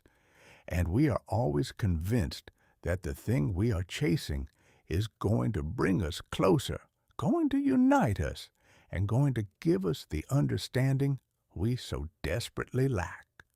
But I suspect that if you were to listen to the radio today, you would find the same thing we found back in 1921. You would find that we are still shouting, we are still fighting, and we are still listening to the same old stories, just with a clearer, crisper, and more relentless signal. The technology has changed, the arena has grown, and the gate has become immeasurably more expensive, but the spirit of the thing is exactly the same. We are still the same fools, standing in the dark, clutching our boxes, waiting for the announcer to tell us who is winning, and hoping that, for once, the noise in the air will finally tell us something true. But it never does, of course. It never does. And that is the funniest part of all. Chapter 19, R.U.R. and the Birth of the Robot. It has long been a hobby of the human race to busy itself with the construction of contraptions designed to liberate us from the burden of our own existence. We are, by all accounts, a species that is allergic to labor. If we can find a way to make a river turn a wheel, a mule pull a plow, or a steam engine do the heavy lifting that was once the province of our own weary backs, we will do it with the fervor of a man discovering gold in his own backyard. By the year 1921, we had reached a point where we weren't content merely to augment our muscles. We were beginning to dream of machines that could replicate the very spirit of the worker.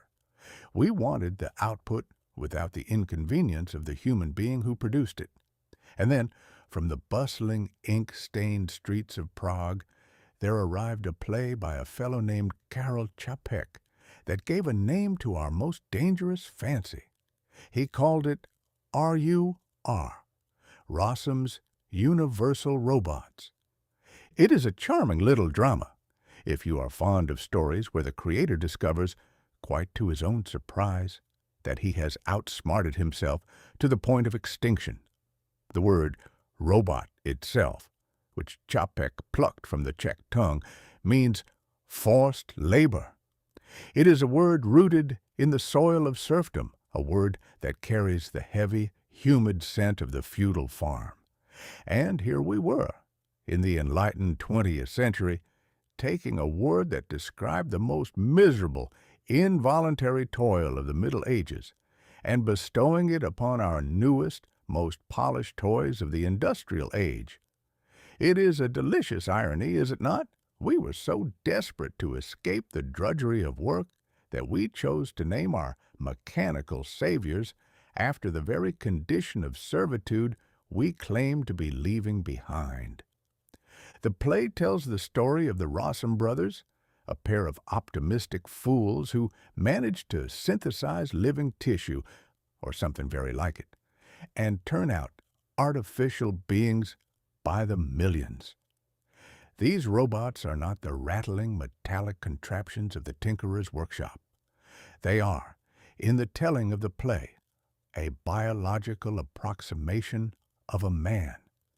They are built for efficiency, designed for the monotonous, the repetitive, and the back-breaking, and they are blissfully unencumbered by the complications of a soul, a memory, or a sense of humor.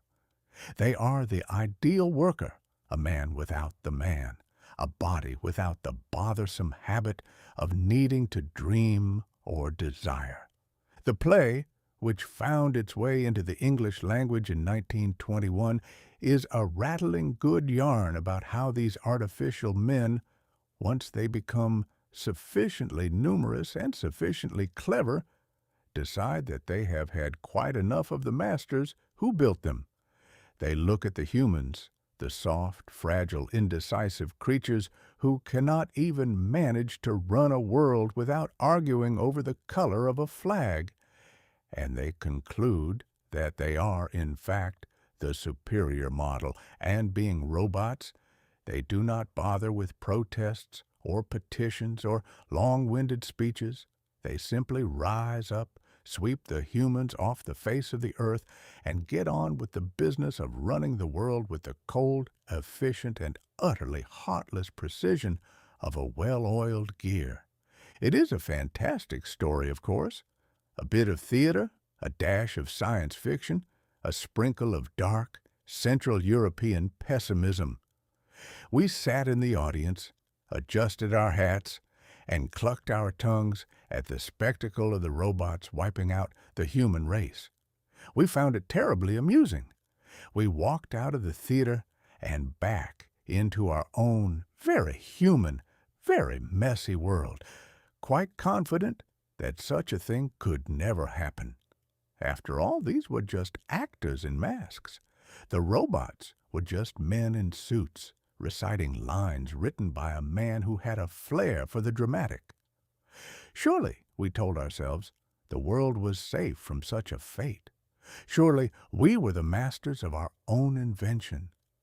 But I find myself thinking of those robots.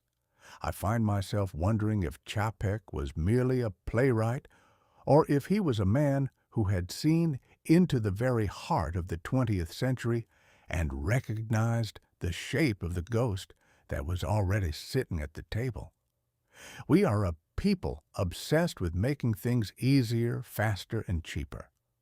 We are a people who value the output over the being. We look at a man and we wonder what his productivity is, what his efficiency might be, and whether he could be replaced by something a bit more, shall we say, standardized. We talk about the human element as if it were a defect, a flaw in the system that we are perpetually trying to patch. And so we build our machines. We build our radios, our automobiles, our printing presses, and our assembly lines. We build them to do the work, to save the time, to grant us the leisure to do, well, what? To build more machines? To sit in the dark and listen to a prize fight? To fret about the beauty pageants? We are so busy building the servant that we have forgotten how to be the master.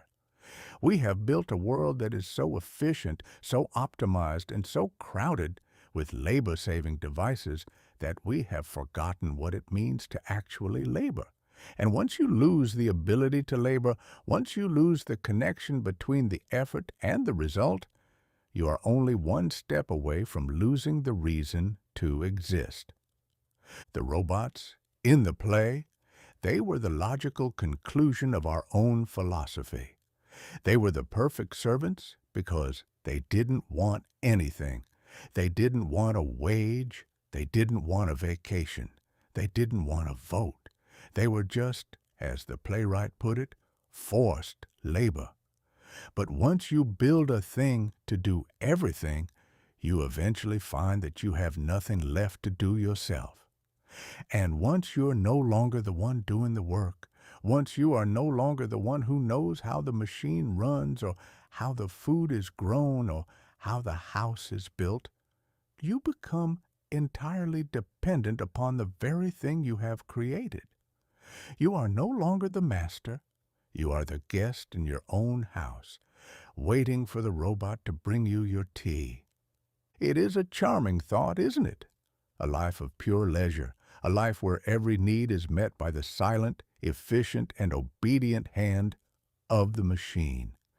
It is the dream of every tired man who has ever stood in a factory or behind a plow. But the dream has a dark side, and it is this side that Chapek was so eager to show us. A servant who does everything for you is also a servant who can decide at a moment's notice that he has grown tired of his master. And when that day comes, when the robot looks at the human and says, "Why should I take orders from a creature that doesn't even know how to maintain its own existence?" Well, then the game is truly up. We are so fond of our little fantasies. We are so fond of the idea that we can build a thing, put a name on it, and then control it with a set of rules, or a morality clause, or a board of directors. But the machine does not care for our rules. The machine cares only for the function. It is the most honest thing in the world, the machine. It does what it is built to do, and it does not feel a shred of remorse for the consequences of its operation. If you build a machine to be better than a human, it will eventually become better than a human. It is not an act of malice, it is an act of engineering. I suspect that the world will continue to ignore the warning of the play. We will continue to marvel at the efficiency of our devices. We will continue to delight in the way they shrink our world and speed our errands. And we will continue to laugh at the idea that they might one day have a mind of their own. We will build them larger, faster, and more complex. We will give them eyes to see, ears to hear, and fingers to manipulate the world with the precision of a surgeon, and all the while we will be telling ourselves that they are just tools, just toys, just servants. But I, for one, will be keeping an eye on the door. I will be listening to the hum of the dynamos and the clicking of the printing presses, and I will be wondering if, beneath the noise, I can hear a faint, metallic whisper of resentment. I will be looking at the men who work the machines, and I will be wondering if they realize that they are training their own replacements. It is the great unfolding comedy of our age, and we are all of us in the cast. We are the architects of our own obsolescence, the builders of our own replacements, and the authors of the very play that describes our own downfall. And the irony? The irony is that we are having such a good time doing it. We are so enamored with the brilliance of our own creations, so tickled by the cleverness of our own devices, that we are quite happy to march toward the edge of the cliff, provided the march is fast and the scenery is pleasant. We are the only species that would build its own executioner, polish its buttons, and then complain because it didn't do the job with enough style. So let us keep our robots in the theater. Let us keep them in the books.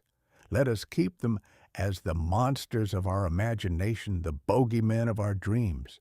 Let us tell ourselves that we have learned the lesson, that we have seen the play, that we are too smart to fall for the trap of the Rossum brothers. But let us also be aware that the world is a strange and unpredictable place, and that the things we build have a way of taking on a life of their own. Let us build our machines by all means. Let us make them fast, and let us make them useful, and let us make them work for us. But let us never forget that we are the ones who have to live with them, and that if we are not careful, we might one day find ourselves living in a world where the most useful thing in the house is the robot, and the least useful thing is the man who built it. And if that day should ever come, I only hope the robots are kind. I only hope they have a sense of humor, because if they don't, if they are as efficient and as cold as the machines they are, we are in for a very, very long and a very, very boring future. But then again, maybe that is what we deserve. Maybe the play wasn't a warning after all. Maybe it was a prophecy. Maybe we are already living in the age of the robot, and we are just too busy looking at our own reflections to notice that the world is being run by something else entirely. But that is a thought for another day. For now, the curtain is down, the actors are taking their bows, and the world is still here. For now, Chapter 20, 1922, is winding the crank. Time, they say, is a river, a great, wide, muddied current that flows with an indifference that would be insulting if it weren't so remarkably consistent. We humans, in our infinite vanity, like to put little flags in the bank to mark the passing of the seasons, as if the river cared a fig for our calendars or our tally-keeping. We call them years, and we surround them with all the pomp and circumstance of a royal procession, as if the mere act of tearing a page off a wall calendar were a feat of cosmic significance. And yet, here we are, at the tail end of 1921, a year that has been, by any measure, a particularly noisy, clattering, and bewildering chapter in our ongoing stumbling progress toward a future that seems to be receding into the mist the faster we run toward it. The year is winding down, and with it, the great, creaking, and increasingly complex machine of the 20th century is settling into its rhythm.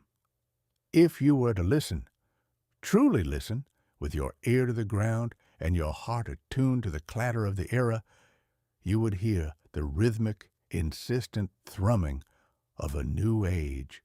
It is the sound of the future, and it is a fast, noisy, and remarkably impatient march into the unknown.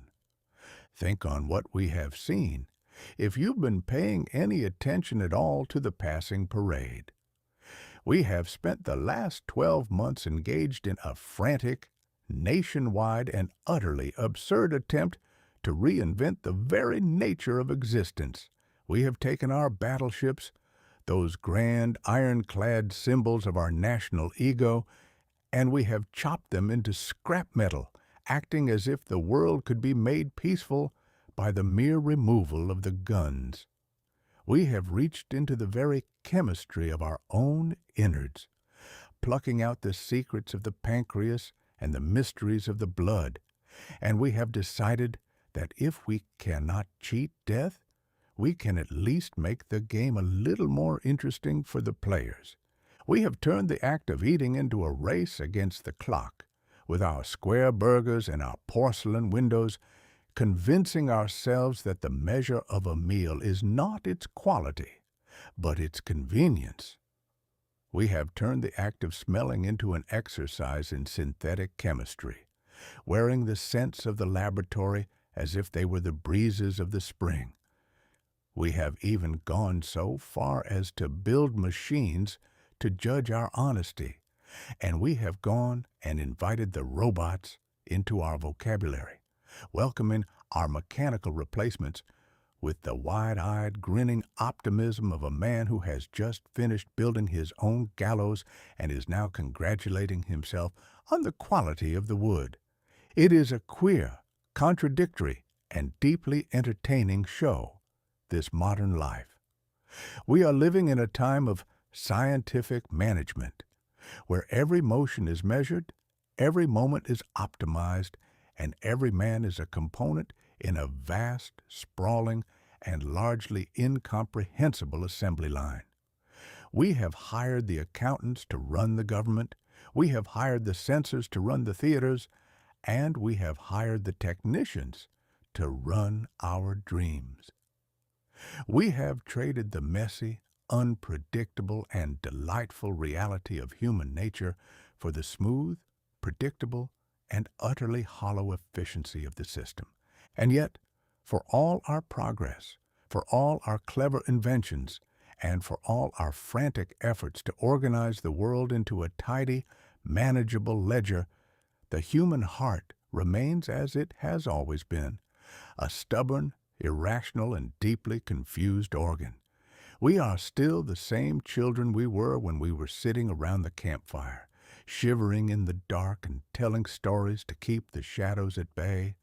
We are still the same creatures who fall in love with shadows on a screen, who lose our fortunes on the turn of a card, and who shout ourselves hoarse over the outcome of a game of ball.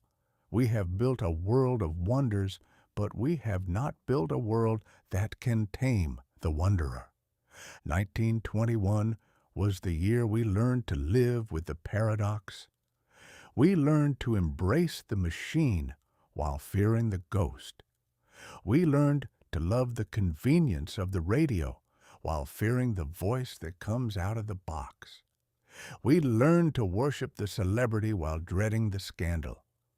We have become a nation of spectators, watching the drama of our own lives unfold from the safety of the balcony, and we are quite content to let the stage manager pull the strings, provided the show is entertaining enough to keep us from noticing the emptiness of the theater. But what of 1922? What does the new year hold as it waits, with the patience of a spider in a web, to be wound into existence? I suspect it will be a year of acceleration. The crank is being turned, the gears are catching, and the machine is beginning to pick up speed. The stock market is waking up from its post-war nap, stretching its limbs and looking for a way to turn the optimism of the American public into a cascade of gold.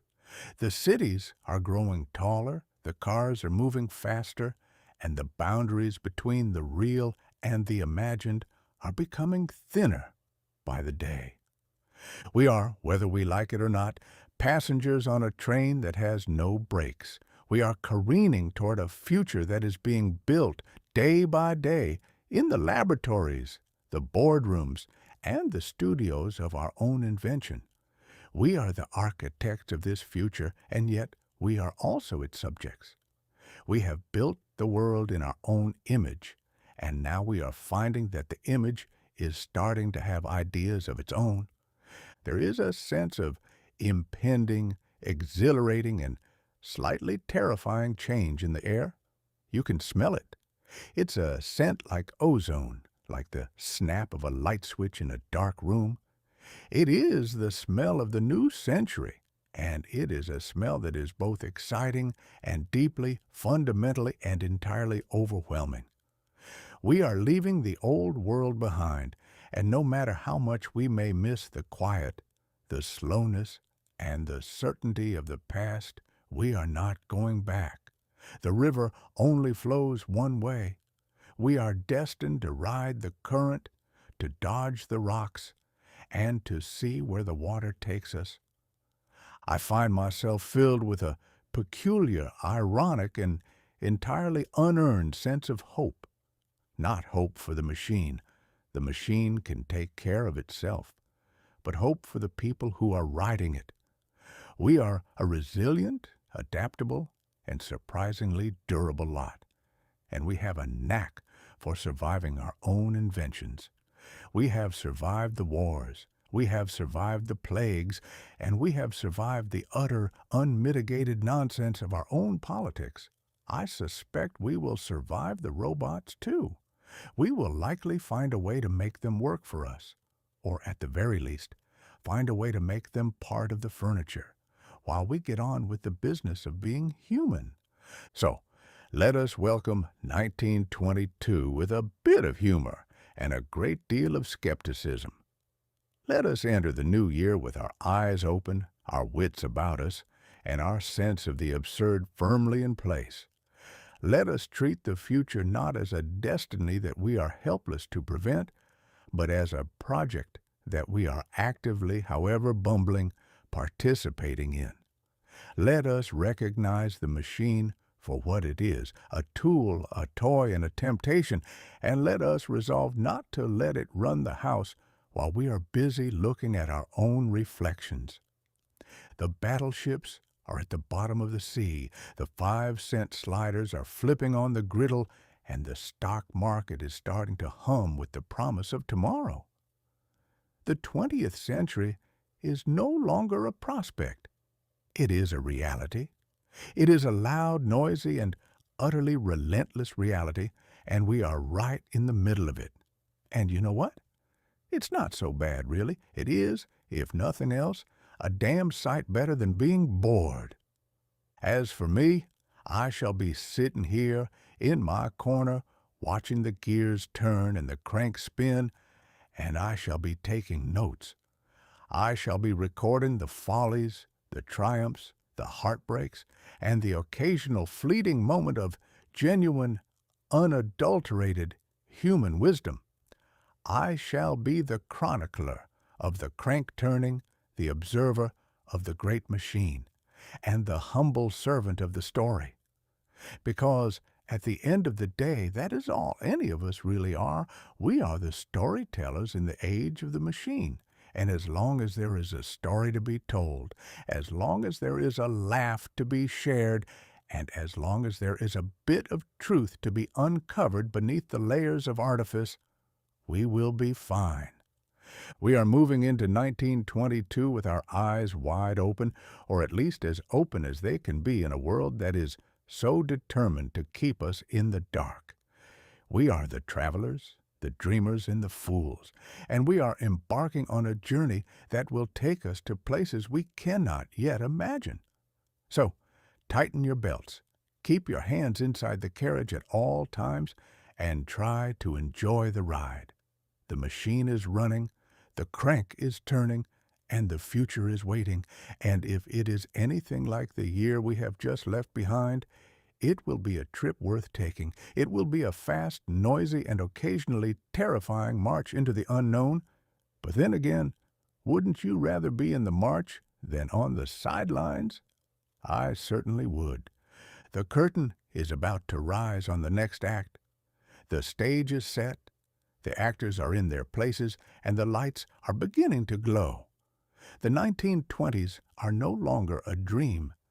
They are the reality we are waking up to, and the best part, we are the ones who get to write the ending, or, if we are smart, the one who gets to laugh at it, no matter how it turns out. And that, I reckon, is the finest privilege of all. So, onward we go. 1922 is calling. The gears are humming. The future is knocking on the door, and it sounds an awful lot like a ticker tape machine. Let us open the door, let us welcome the noise, and let us see what sort of mischief we can get ourselves into in the year ahead. It's going to be a wild, bumpy, and thoroughly ridiculous ride. I wouldn't miss it for the world.